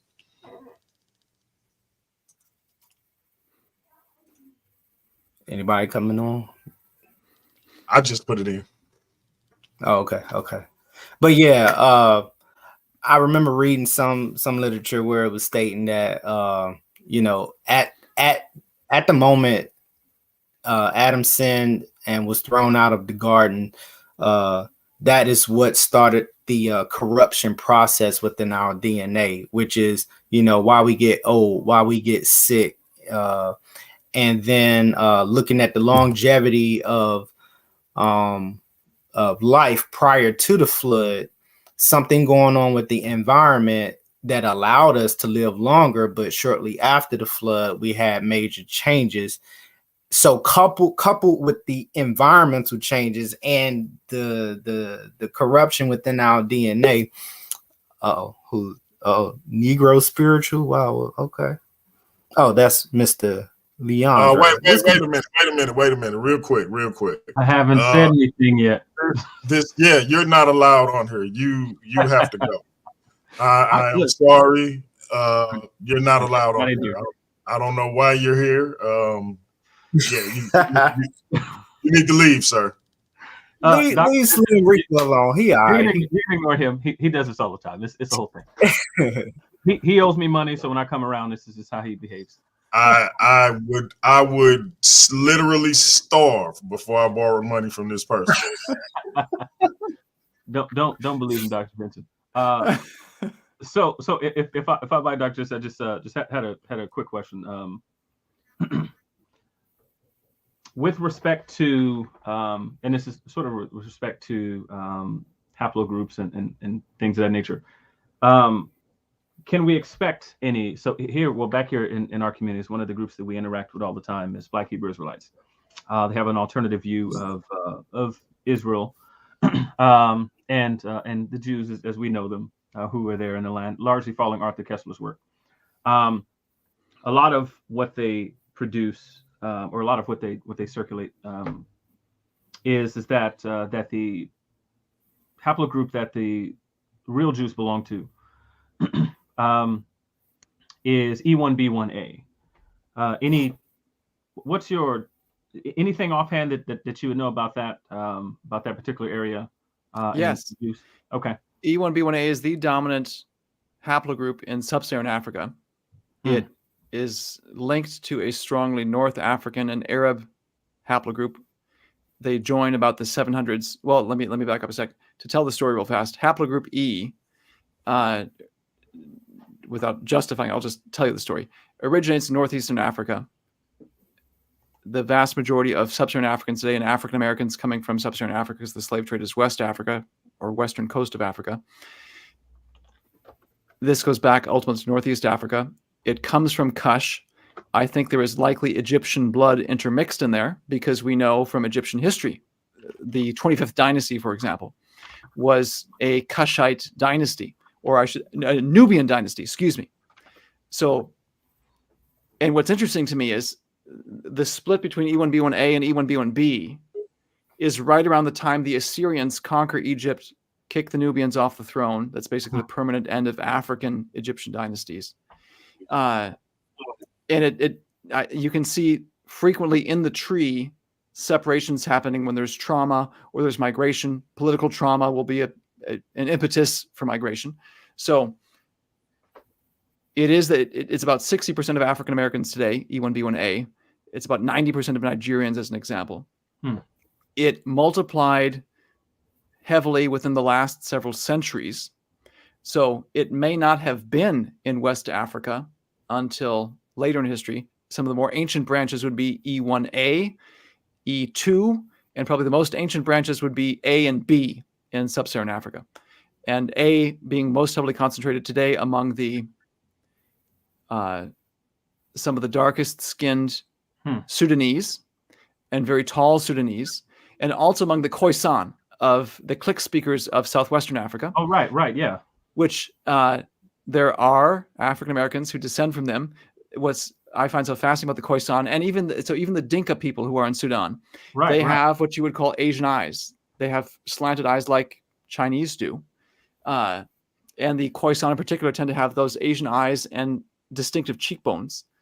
And because I'm a nerd and I look at people's facial features, I feel like I can pick out a Khoisan descendant. And I have a friend who married a lady, and I exercised self-control for about 3 days when they stayed with us until I finally opened my mouth. She said she had taken a trip to sub-Saharan Africa, I think to Cameroon. She's like, among your people. She's like, I was among my people. I said, sister, I hate to break it to you, but I think your people are further south. And then I showed a picture of a Khoisan, and they both gasped, basically saying, that looks like her sister. Anyway, so I think they're among the earliest in sub-Saharan Africa, the Khoisan and the Sudanese, based on their haplogroups, and they have very distinctive physical features and language as well. There's a strong correlation among all this. So with regards to the Black Hebrew Israelite movement, I would say the research I've done, we have been able to find the Abrahamic Y chromosome. Which race does it belong with? Someone might ask. It's actually found in Europe, in Africa, sub-Saharan Africa. There is a group, the name escapes me. I have it in the book. I forgot it. But they're in sub-Saharan Africa. Lemba. The Lemba, yes. Are you speaking about the Lemba? Yes. But they still practice Jewish rites and such. They belong to this group. There's Asians there's Central Asians who belong to this haplogroup. It's a low frequency generally globally, which I feel like fits the Israelite history that we know, both biblically and extra biblically, after the Persian and Babylonian and Assyrian conquests. And it fits the rabbinical practice of the last 1,500 years to define themselves maternally rather than paternally. And I've got a friend who wants, I think, to get citizenship in Israel, but they're denied. So it's apparently still practiced to this day. They said no. Whatever it is he wants to get from the state of Israel, they said no, because his Israelite or Hebrew ancestry is paternal, not maternal. So I think there's multiple lines of evidence, and the biggest being, you can see again the echo of the Y chromosome tree at the base, the echo of Genesis 10 genealogy, where we have Shem, Arphaxad, trace it down to Eber, over to Peleg, and then of course Genesis 11 takes it down to Abraham. You can count off all those generations. And this Shem, Japheth, and Ham parts of the tree in Genesis 10 are different. They have different numbers of genealogies. They have different fates and such. We can see all that in the tree. So what I'm calling the Abrahamic ones are haplogroups T and L. I don't know if they're, I think in the book I lean towards them being Jewish. I've had all sorts of North African and Middle Eastern Muslims contact me, who of course want to go back to Abraham, Right. and have a very vicious fight right now going on as to who's the true Arabs and who goes back to Abraham. Yeah. And the T and L are minority groups, very, very severe minority groups in these places. And just to add one other funny side note, I initially was bothered by all this, thinking I'd stirred up a hornet's nest, and then realized I actually walked into a hornet's nest that preceded me, because I think the king of Morocco, the royal dynasty of Morocco, and the royal dynasty of Jordan both claim Abrahamic ancestry, or Muhammad ancestry, I think, which they would say is Abrahamic, but they belong to very different haplogroups. So at least one of them must be wrong, regardless of what I say, because they can't both be true. Anyway, so I would say we have clear evidence, I think multiple lines of evidence pointing towards this haplogroups T and L, and it doesn't correlate with a specific race. It's all around the globe. Europeans, East Asians, Sub-Saharan Africans, which I feel like fits this diaspora of they were judged and then they're distributed all over the place. Can I jump in right here real quick? And just point out the fact that I'm just looking at it from a prophetic perspective, where God said that He would spread them all around, to the four corners of the globe, and He will also bring them back. So as far as the Black Hebrew Israelites are concerned, it wouldn't be fair for them to say only Black people have, I guess you would say, Jewish ancestry, but it could be a multitude of people around the world. Is that accurate? Is that a fair assessment? Yeah, and I've avoided saying anything about eschatology for a couple of reasons. One, because organizationally we're officially pan-eschatological, basically. And we're not supposed to take an official position. So I probably would not be allowed to get into much of the eschatological discussion, which I think is, if I remember correctly, also part of the Black Hebrew Israelite arguments. So I don't know that I can speak much to that as much as to the genetic side. Are there, now, could you make the case that E1B1A members have Israelite blood? It wouldn't surprise me at the least. I think I might remember right, Moses married a Cushite woman. Wasn't that in Numbers? So there's definite intermixing. So I think E1B1A goes specifically back to Cush. One of the things I didn't talk about as much is the Y chromosome is simply strictly unbroken male descent, and all of us have multiple Y chromosome inputs into our family tree, but my Y chromosome test, your Y chromosome test gives you only one small sliver. It doesn't tell you the female side. So there's all sorts of intermingling could have happened. We have explicit intermingling scripturally with Moses and the Cushite woman. You have the mixed multitude. You have from Egyptian history, there being a Cushite dynasty. So there are far more people in the globe, I think, who have Egyptian blood and Jewish blood in their family tree in some way than they realize. It's just that the Y chromosome doesn't show it. That was a long answer to that question, but I appreciate how thorough you were. One comment before I go. This is not for you, Dr. Jeanson, but this is for someone who said in the comments. This is not a children's book. This is a college course textbook for philosophy of language. Enough of this guy over here. MVP Chris Harris, do you have a question? No, nobody appreciates Leandre. Nobody appreciates him. When I get my taxes, remember this. Why you gotta wait till you get your taxes? I mean, anyway, MVP Chris Harris, you got a question? MVP, can you hear us? It looks like his mic is muted.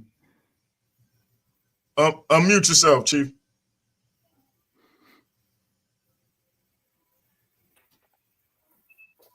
I ain't got my glasses on, so I can't tell. Oh, now it's on.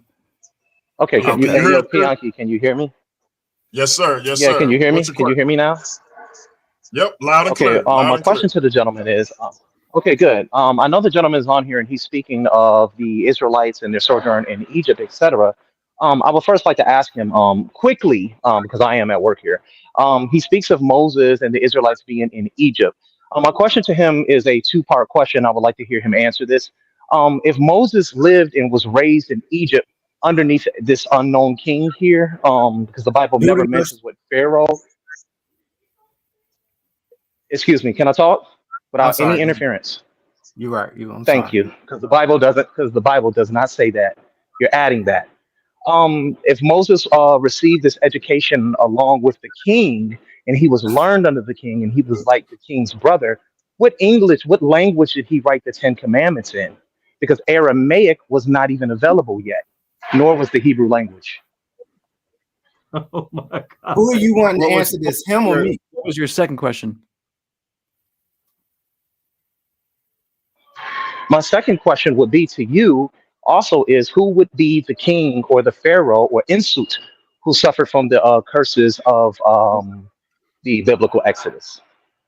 Yes, I'll start with the second one just because it's a short answer, and you'll get 10 answers when you talk to 10 different creationists, because there's great division as to how exactly to synthesize Egyptian chronology with biblical chronology. It raises questions of, do you go with the Septuagint chronology? Do you go with the Masoretic text-based chronology? So I don't have it resolved yet myself. I was toying with the idea of trying to dive into it personally, and quickly stopped after realizing the massive amount of archaeological and historical data someone has to synthesize. And I've got a contact who's an archaeologist in Israeli archaeology, and she said, you do your PhD and you learn this one tiny narrow sliver because the field is so gigantic. It's so hard to bring all the data together. So I don't know. I do want to say this, though, that I think is fun, and I think a biblical point I come back to a lot. This was by a guy when I was at the Institute for Creation Research, Jim Johnson. He said, the Bible is instructive in what it says and what it doesn't. You get a sense for the divine priorities by what the Bible mentions and what it doesn't. Just to clarify, what I'm not going to say is that we shouldn't try to find out who the Pharaoh is. I'm still trying to figure it out, and I hope we find it out. But what's interesting is the reason Bible. Let him finish his thought, Chris, and then tap back in. Sorry, I was just going to say, what's interesting to me is the Bible never names the Pharaoh, his name, but it does name in Exodus 1 the two women, the midwives who disobeyed his command. And his comment, so Jim Johnson's comment to me was, this shows you who God cares about and who he doesn't. He doesn't care who sits on the throne of Egypt, because he can just flick him with his finger and he's gone. And the subsequent chapters, of course, I feel like are kind of this wrestling match where God just kind of crushes him successively and proves his power over him, ultimately destroying him in the Red Sea. But he's not named. And Jim Johnson's point was, I think we're supposed to learn God doesn't care who rules the political thrones, because they're nothing to him. What he does care about is who does his will. And so these women get preserved because the word of God is preserved for all eternity. They have their names preserved because they're obedient to him.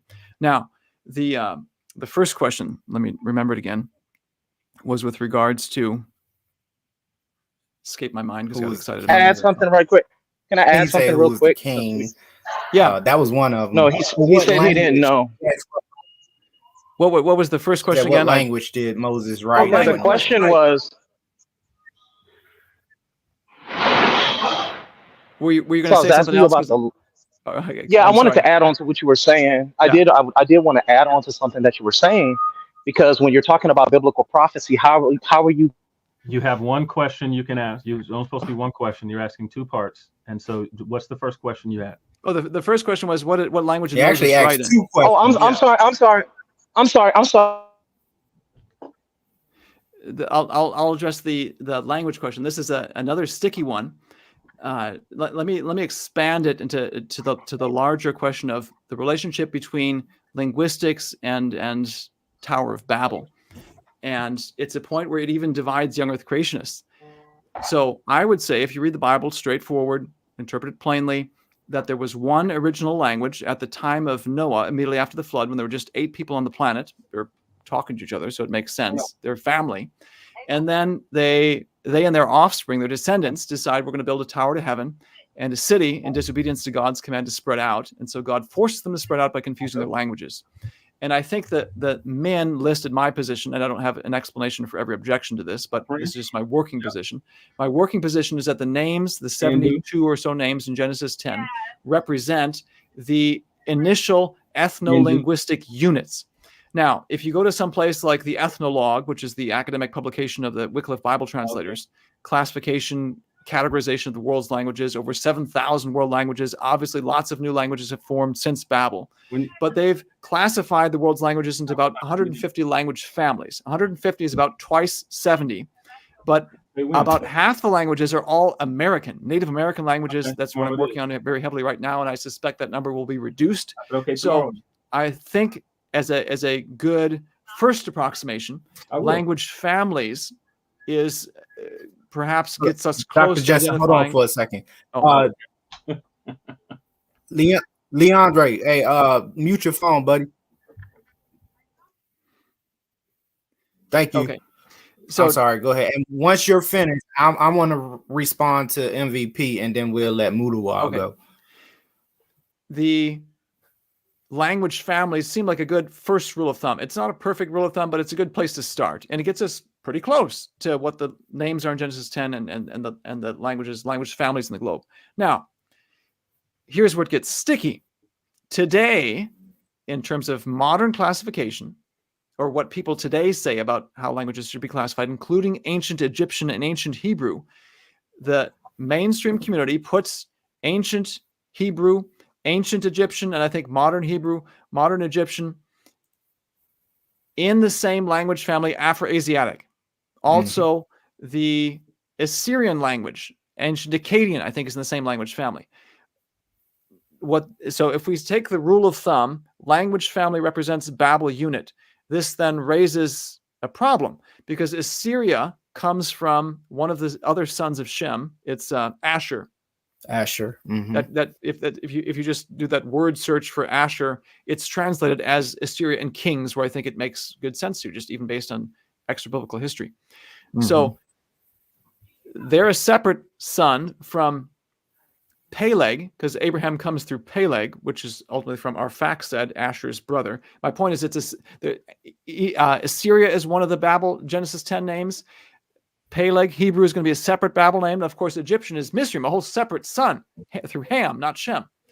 Yet linguistically, they're all tied together. Now, I have a professing believer, linguist contact, who, because of that classification, changed his interpretation of Genesis 10:11. He said, well, Babel could not have been an instantaneous event. You've got Hamitic lines and Semitic lines, linguistic related. So Genesis 11, the Tower of Babel incident, must have been a process by which over many successive generations, these people became separated. I talked to another guy, I said, that doesn't strike me as the right reading, but I don't read Hebrew. And some guy who could, I said, he's like, no, the Hebrew reads, boom, God said it and it happened. They separated. He forced them separated by languages.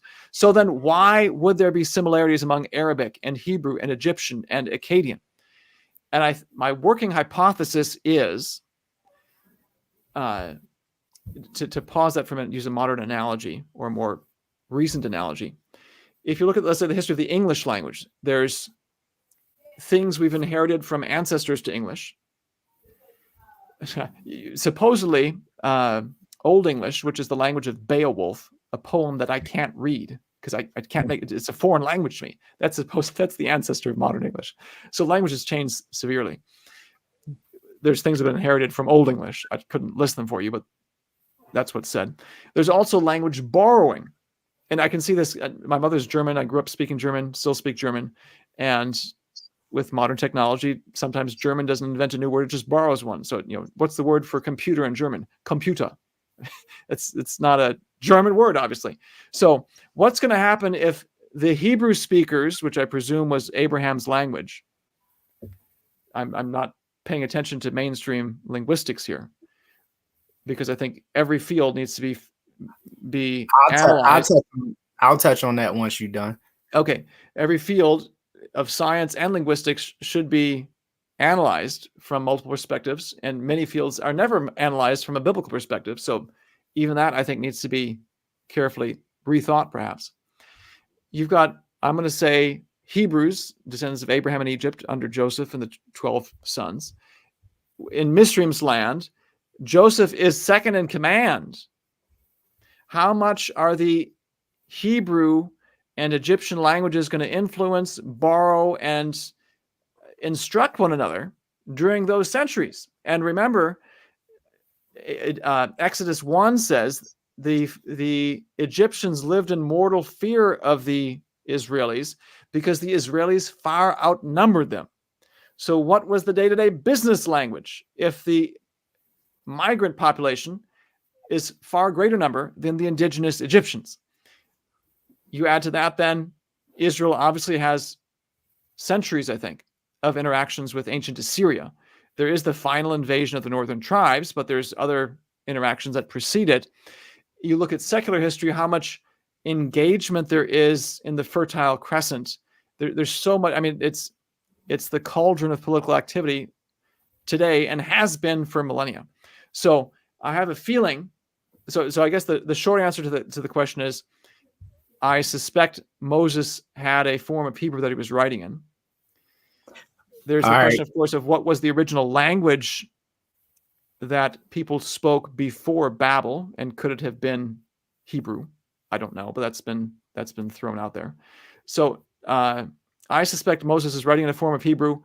How does that work with modern linguistic classification? I don't know yet. I'm not a professional in it.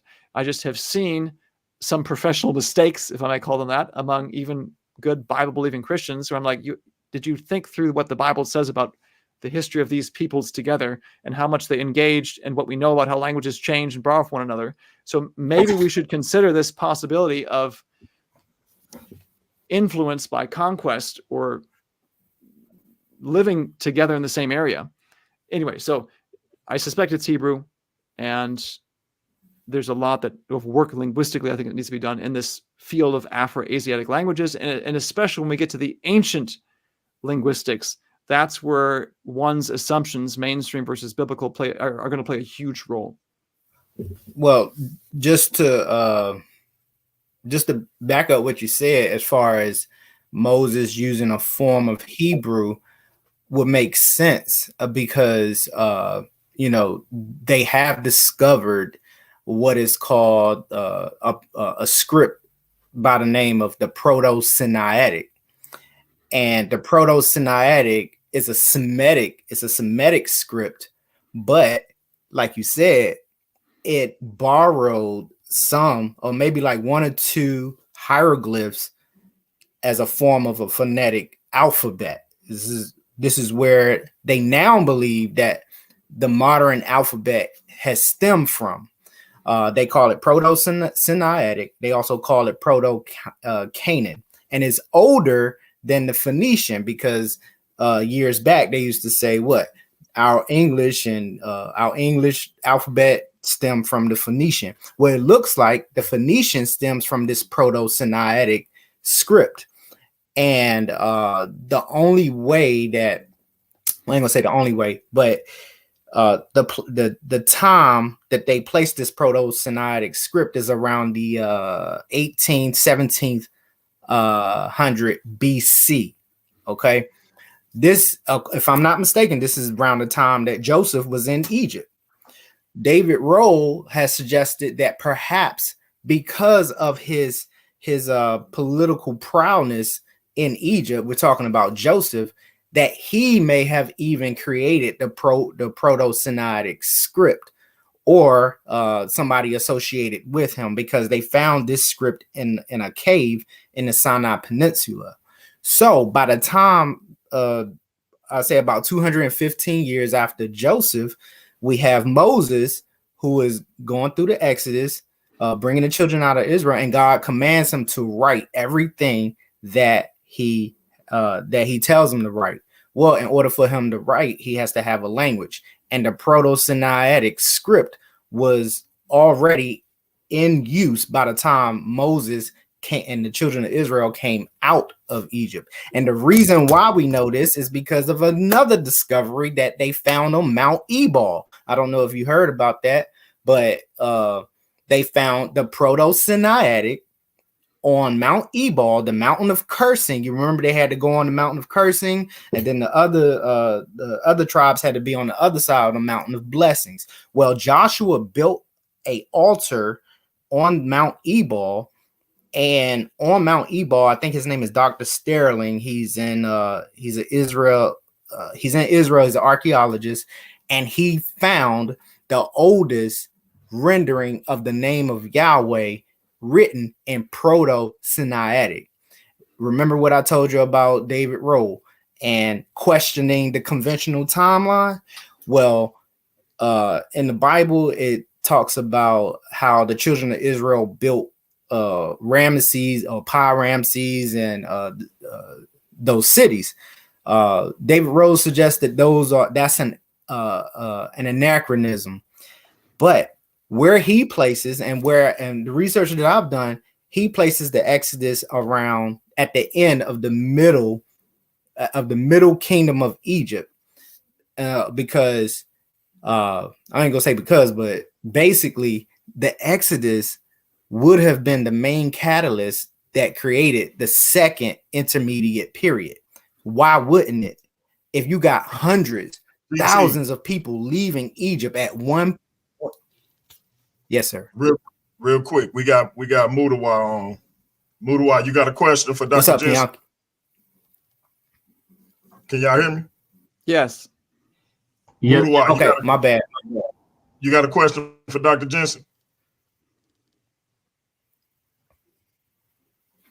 Mudawa, you there? His mic is muted. Yeah. Unmute yourself. But that was my answer for MVP. It was Proto-Sinaitic and the Middle Kingdom. Dudamus, I believe Dudamus was the pharaoh of the Exodus. Mudawa, if you there, unmute yourself. Oh, okay, he gone. And I'll say this too, even though I'm not a linguist, I do know that the key question whenever you're trying to reconstruct languages is the question of, is a language feature inherited or borrowed? And someone's historical paradigm is going to play a huge role in that decision, which is going to affect your relationships and classification. And so the further back in time you go, I think, the more critical those assumptions about historical sequence become, and they're going to affect, is this inherited or borrowed? And all that plays a huge role then in the Afro-Asiatic language classification question. Okay. Well, I don't know if we have anybody else that's coming on, but I have a philosophical question. Oh, go ahead. Well, hold on real quick. Hey, Bianchi, and Dr. Jeanson, are you willing to share your slides on the E1B1A and E1B1B? Because I want to take the rest of this show in that direction, in regards to African Americans, and what was your conclusions on that? And we got Mudawa back in. Mudawa, if you got a question real quick, you can get that in.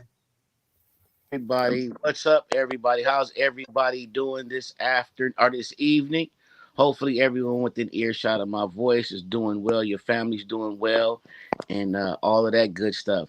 I got a comment and a question for the good doctor. Dr. Jeanson, I want to applaud you first for being one of the few people that's in the Christian community that actually tried to bring forth some type of scientific evidence to support your claims of a young earth narrative, instead of just strictly keeping it to the Bible. So I definitely applaud you for that.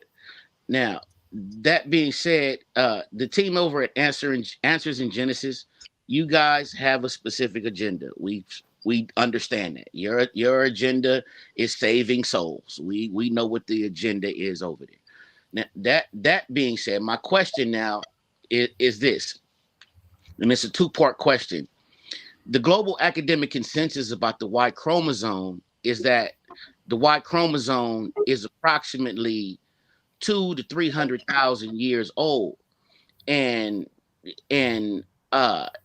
even including degradation and including things of that nature, they still come to this number of about 200,000 to 300,000 years old.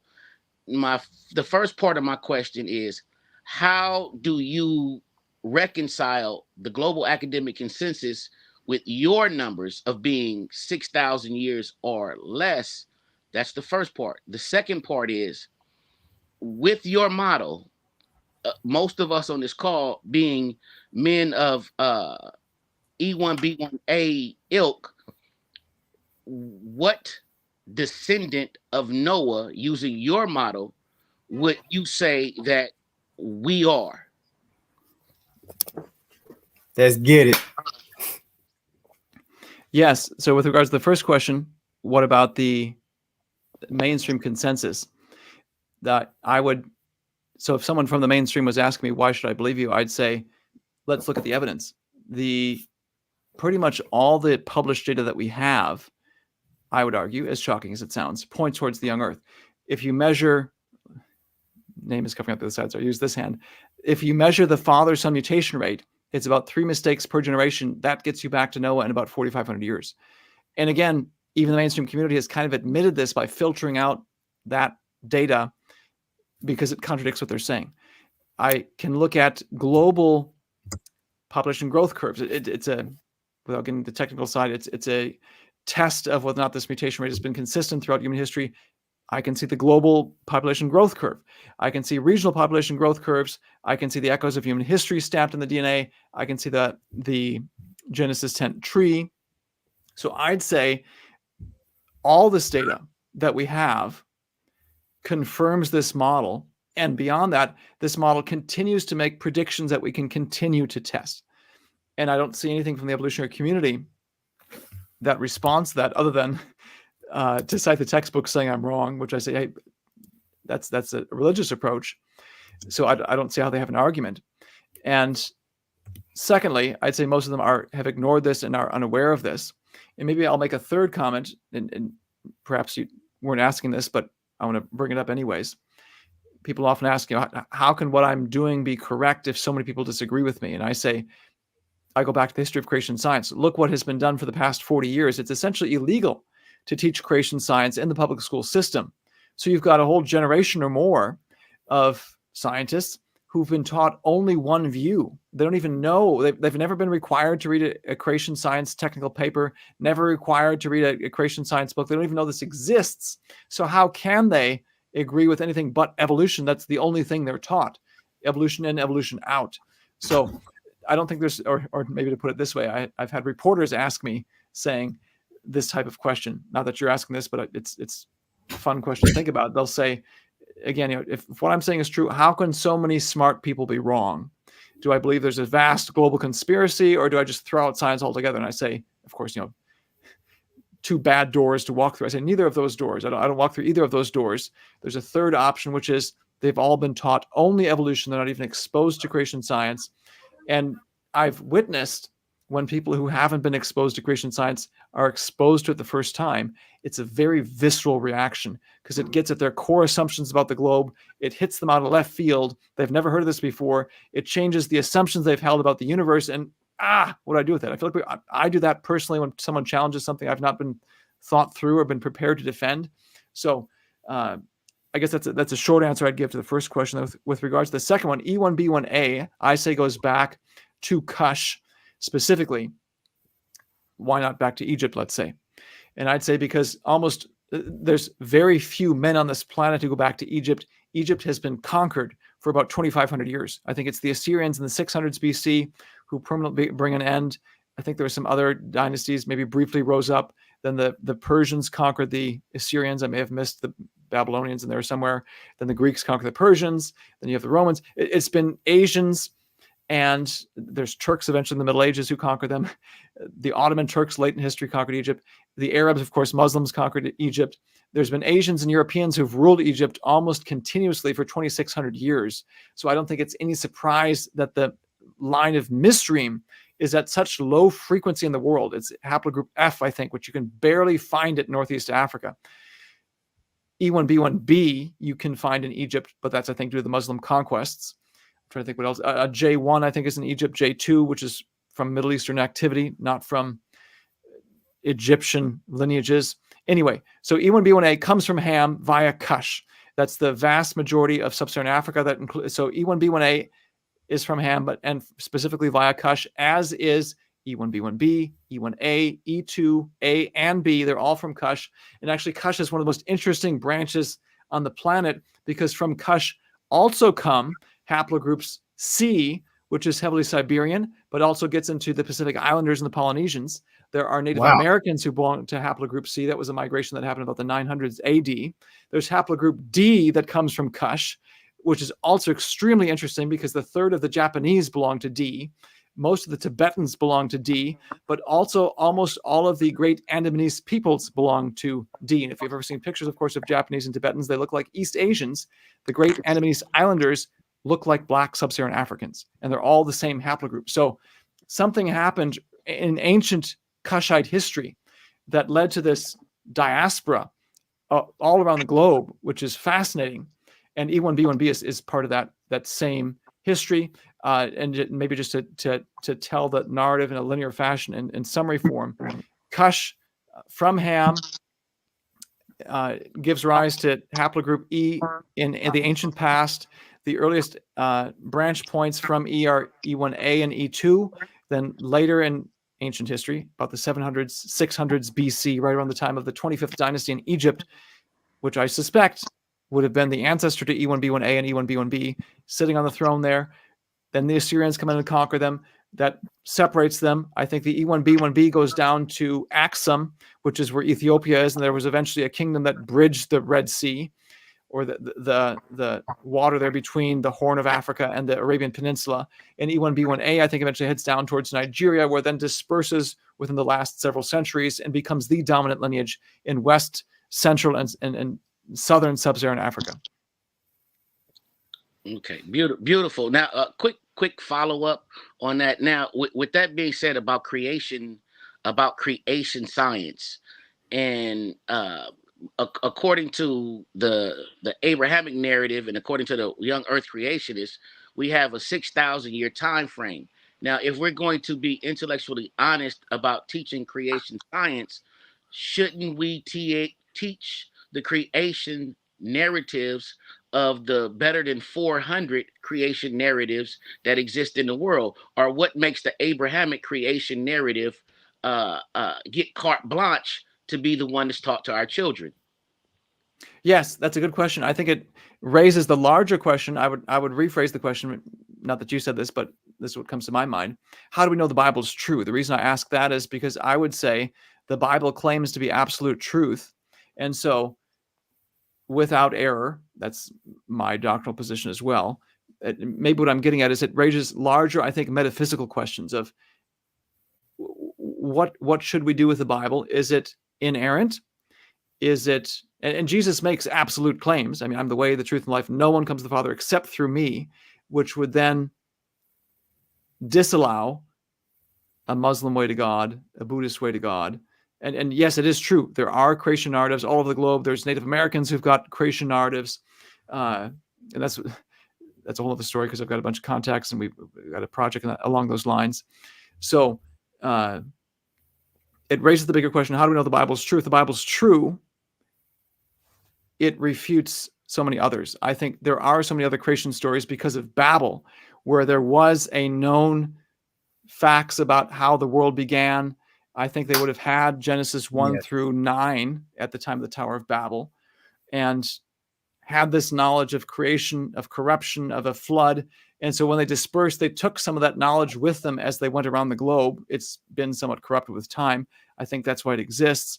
But I would say carte blanche for the Bible, because I answer the question, I think the Bible is true, absolutely true, and it makes some pretty absolute claims which disallow other ones. And so that's why I tend not to teach the other creation accounts as legitimate, though as a ministry, Answers in Genesis has pointed out this apparent cultural memory of a global flood event, which I think is quite fascinating.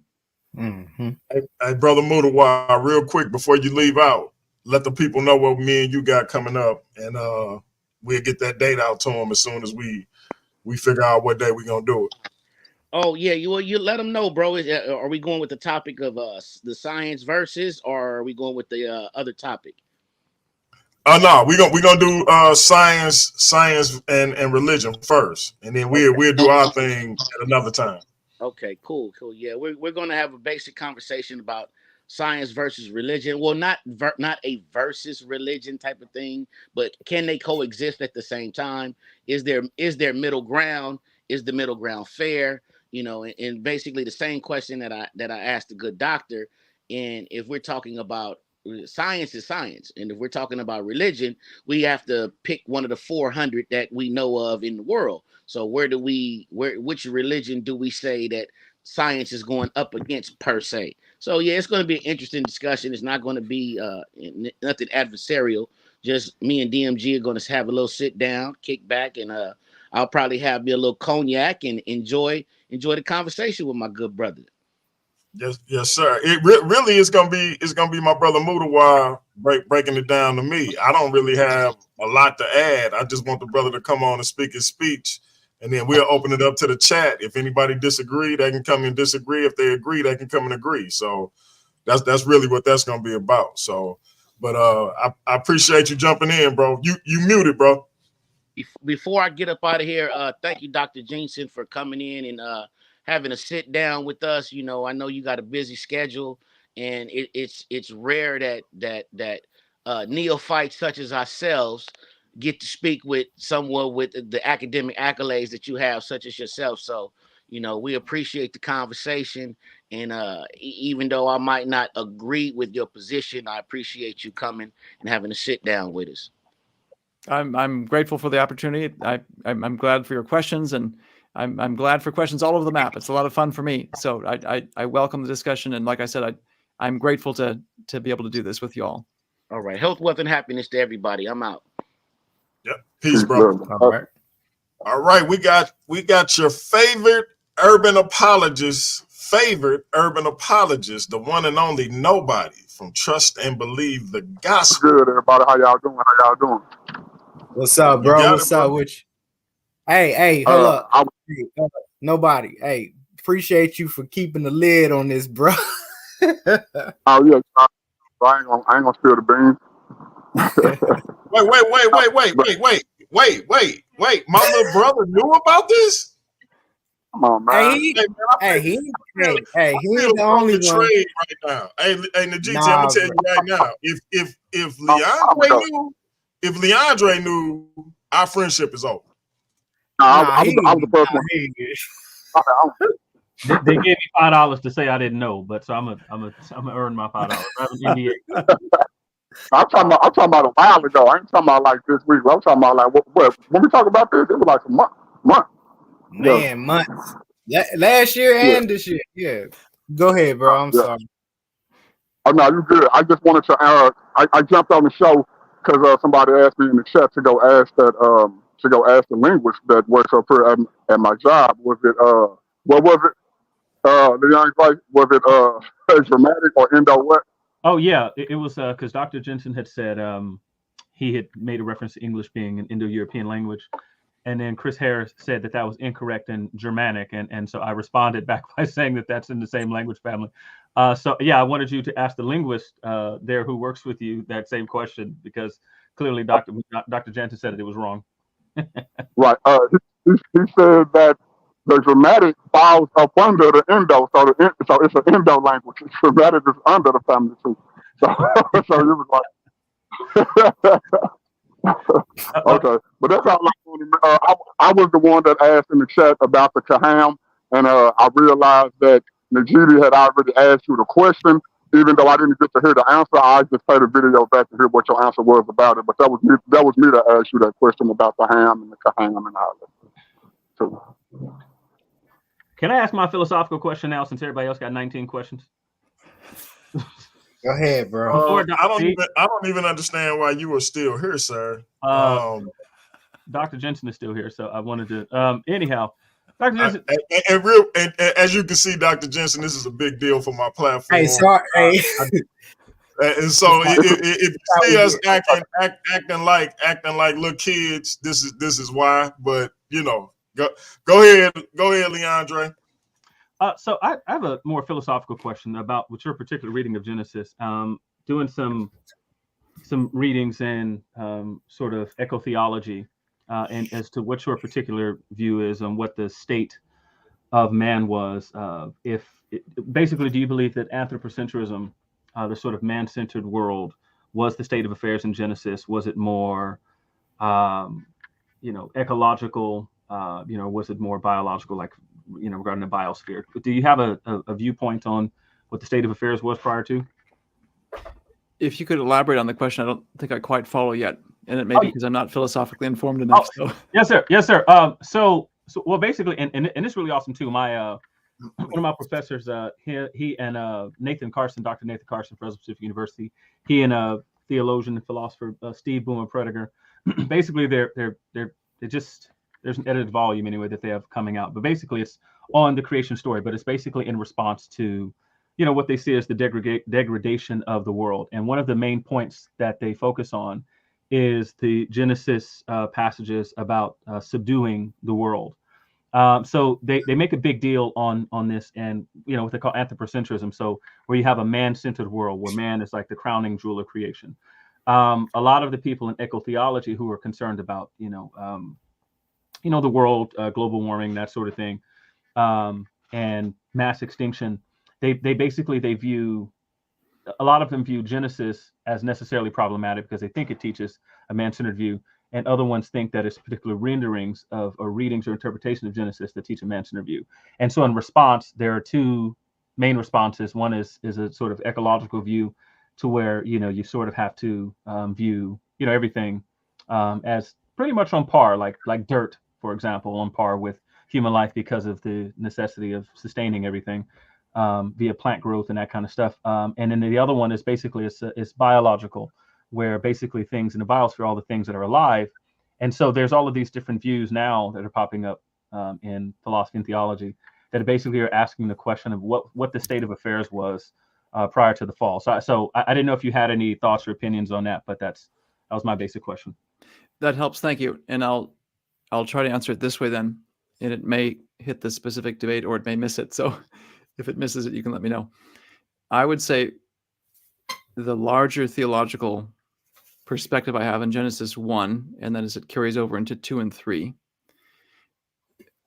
Genesis 1 is a ode, in a sense, to God's greatness, where it's I don't know if I want to say the word hymn, but what you see as a hymn, as in a song, what you see is God's omnipotence, his omniscience, his perfection. All that is shown to us rather than told us, let's say, by what transpires.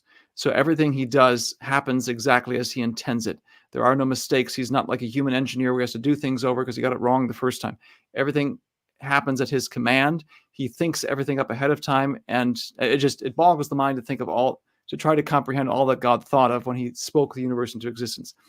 Now, is man the crowning jewel of God's creation? I would say yes. It builds textually. There's a word I'm trying to think of. It builds crescendo, kind of.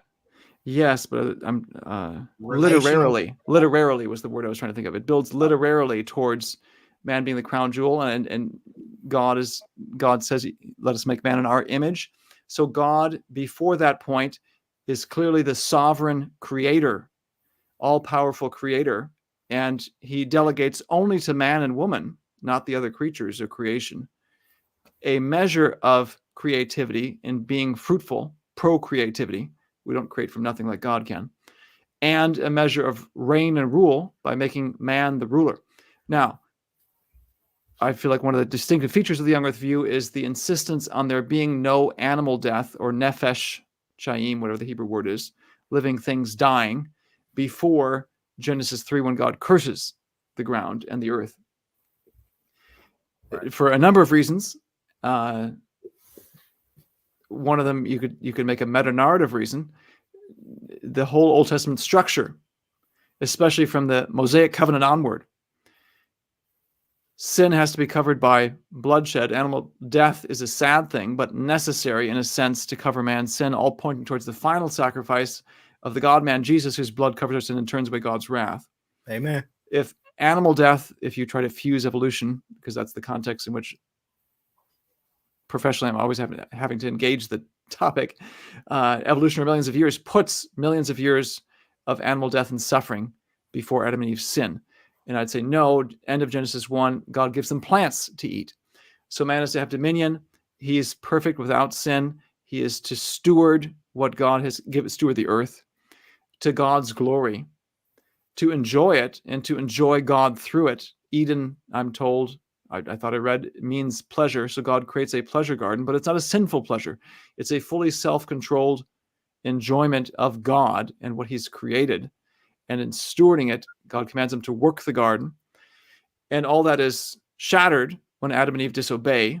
And they be fruitful and multiply and have dominion are specifically labeled as blessings in Genesis 1. And those very blessings God then curses in Genesis 3 by frustrating mankind's ability to procreate by making the woman have pain in childbearing.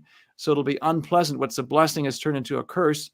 And Adam's dominion that he's supposed to rule the earth with becomes a curse as well. It's by the sweat of his brow. He's going to have to work the ground. It's not going to yield its increase. And in a sense, God in Genesis 1 has exalted them and to be the king and queen of creation. They sin and he brings them lower than their created state, than where they were before, by cursing those very blessings in which he created them to be the stewards, the king and queen of creation.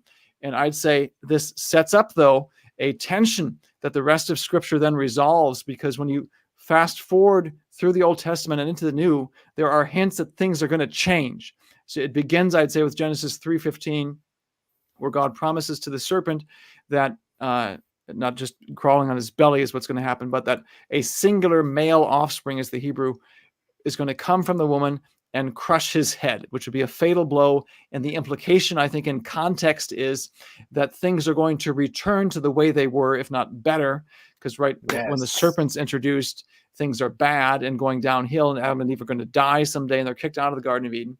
Now, you fast forward. What's interesting is go to Genesis 5. Lamech names his son Noah, which I think means comfort. I forget the exact Hebrew word. We shall be comforted. Yeah, because of the ground which the Lord has cursed. And the word Ararat, I think, means the curse reversed, something along those. There's an interesting Hebrew wordplay that I haven't yet figured out or haven't yet explained to me.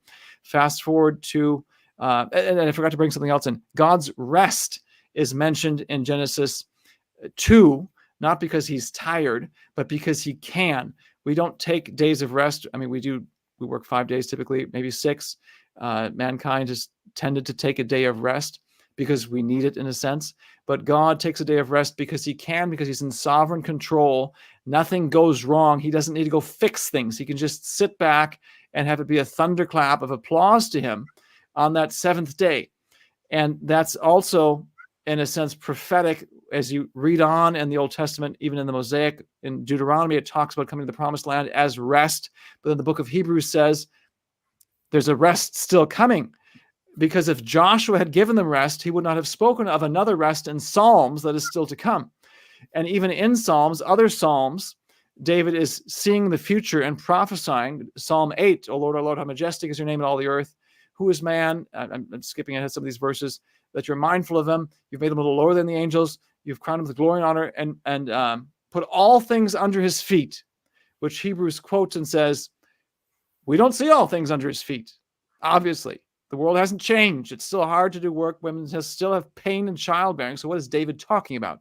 He said, but we see Jesus, who was made a little lower than the angels, crowned with glory and honor. He's fulfilled parts of those steps in Psalms 8, meaning that all things under his feet is still to come, which we will realize by being joined to him. And you can see the New Testament begin to restore some of the Genesis 1 blessings. Jesus uses organic language to speak of being born again. That's an organic language. Why does he talk about organic language? We're spiritually reproducing by spreading the gospel, creating an eternal family, which is hearkening back to Genesis chapter 1. And if we had time, I could go into I think, multiple lines of evidence showing that the Bible assumes you've read what comes prior. It's a profound exegetical realization that came to me later in life through reading and others, and it's transformed my reading of the Bible. And that you also see then, by the time you get to Revelation 22, new heavens and the new earth, we shall reign with him. So those blessings that were cursed are eventually restored. The curse is reversed. There'll be no more curse, Revelation chapter 21, in the new heavens and the new earth. And so that's the meta-narrative framework I've operated in to understand what exactly is going on. I think it's, yes, he's taking dominion. This may address the questions more specifically, maybe not. What he's doing, though, is without sin. So he's taking dominion of creation as God intended to give him glory. I don't have any problem saying that, because another theological concept that bothers people, I've been created, you've been created, everyone's been created for God's glory, and he has the right to do that as the creator.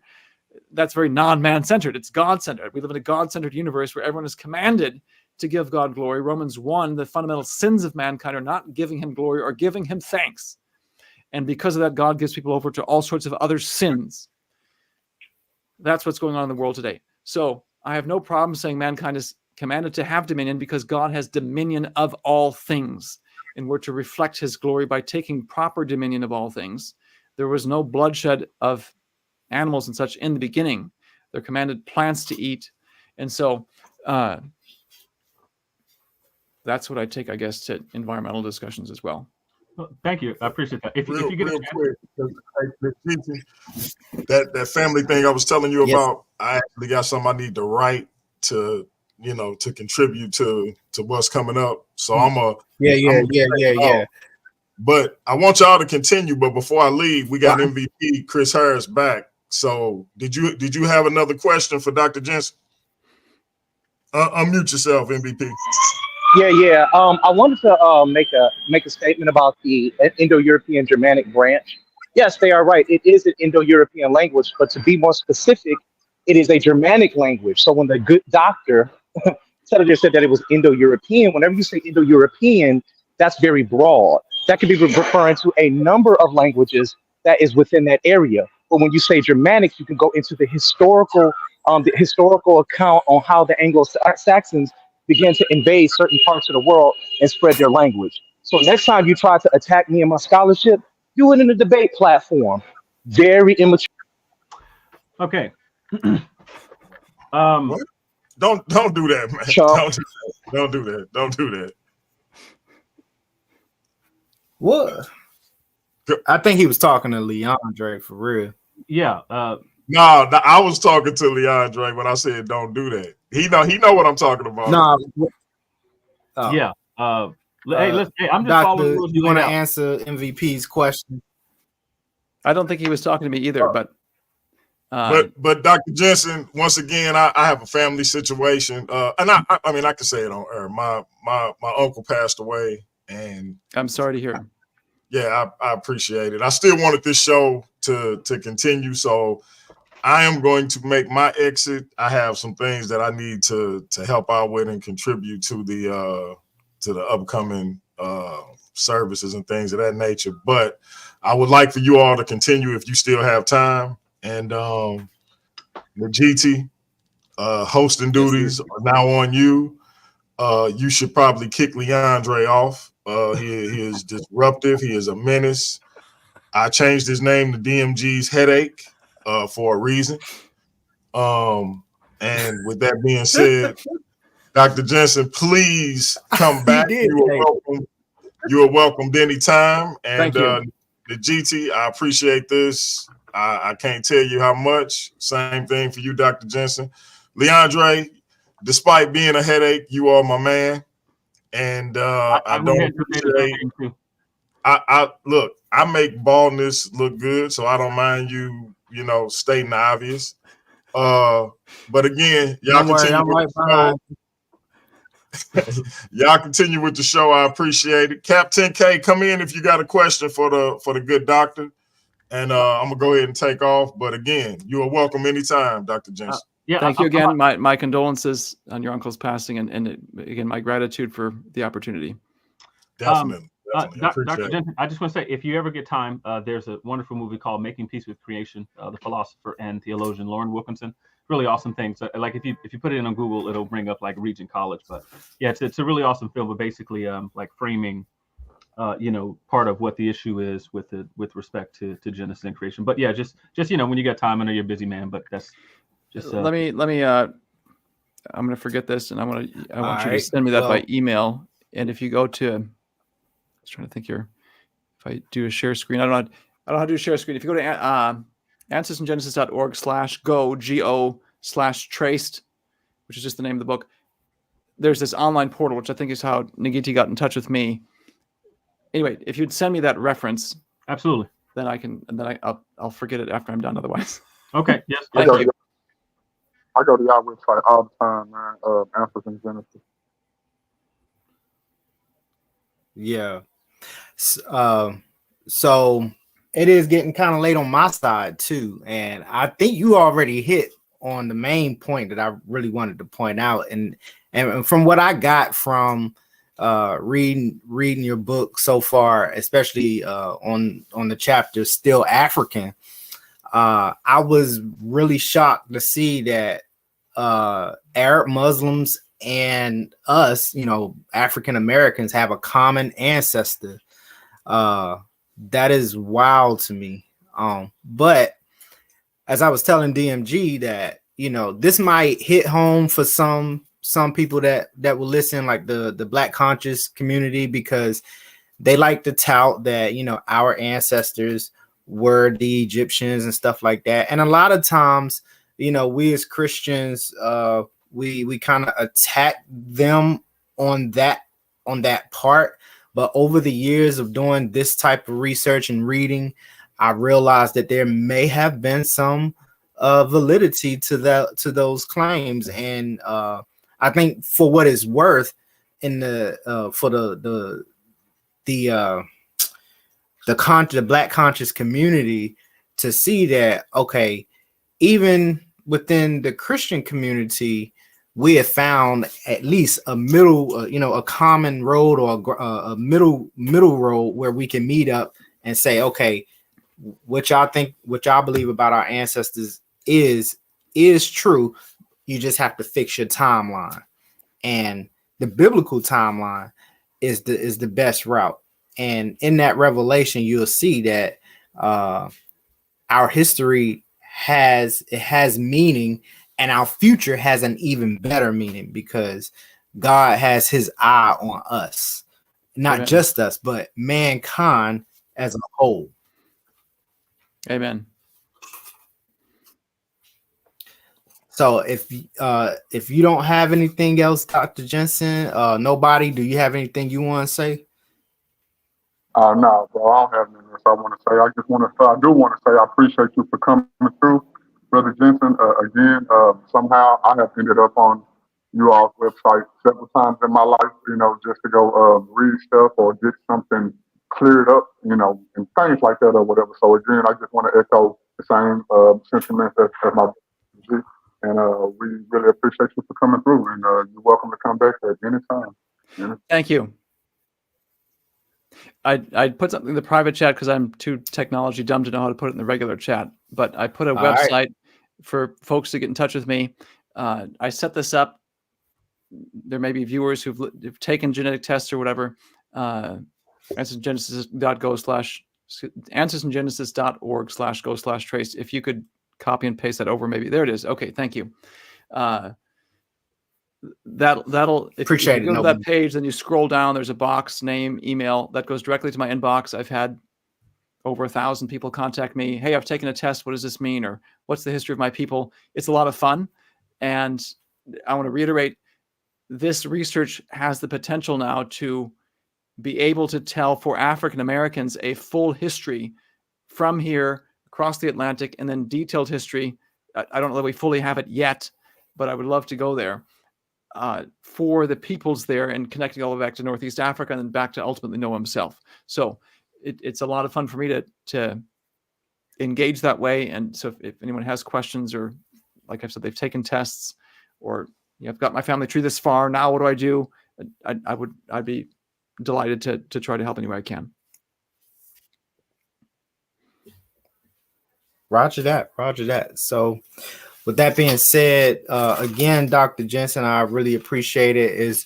It's literally almost been close to a year of me planning this, and I really appreciate your patience. I'm glad to. I'm glad we could do it this month, and I hope it's a blessing to all the viewers and advances the kingdom. So I'm grateful for the chance. Amen. Amen. All right. Well, good night to everybody. And once again, thank you, Dr. Jeanson, and for everybody that came on and asked questions. Like DMG said, I call him Pianki. That's easier for me. Pianki was the founder of the 25th dynasty, which is ironic. But hey, you're welcome to come back on. I really did want to bring you back on to go into the Hebrew Israelite and the Native American discussion, but I'm halfway through your book. I take meticulous notes. You have to forgive me because I done highlighted and wrote. I done tore that book to pieces almost. But again, thank you for coming on, and thank you. Have a blessed day. Thank you, and likewise. All right, take care. Bye-bye.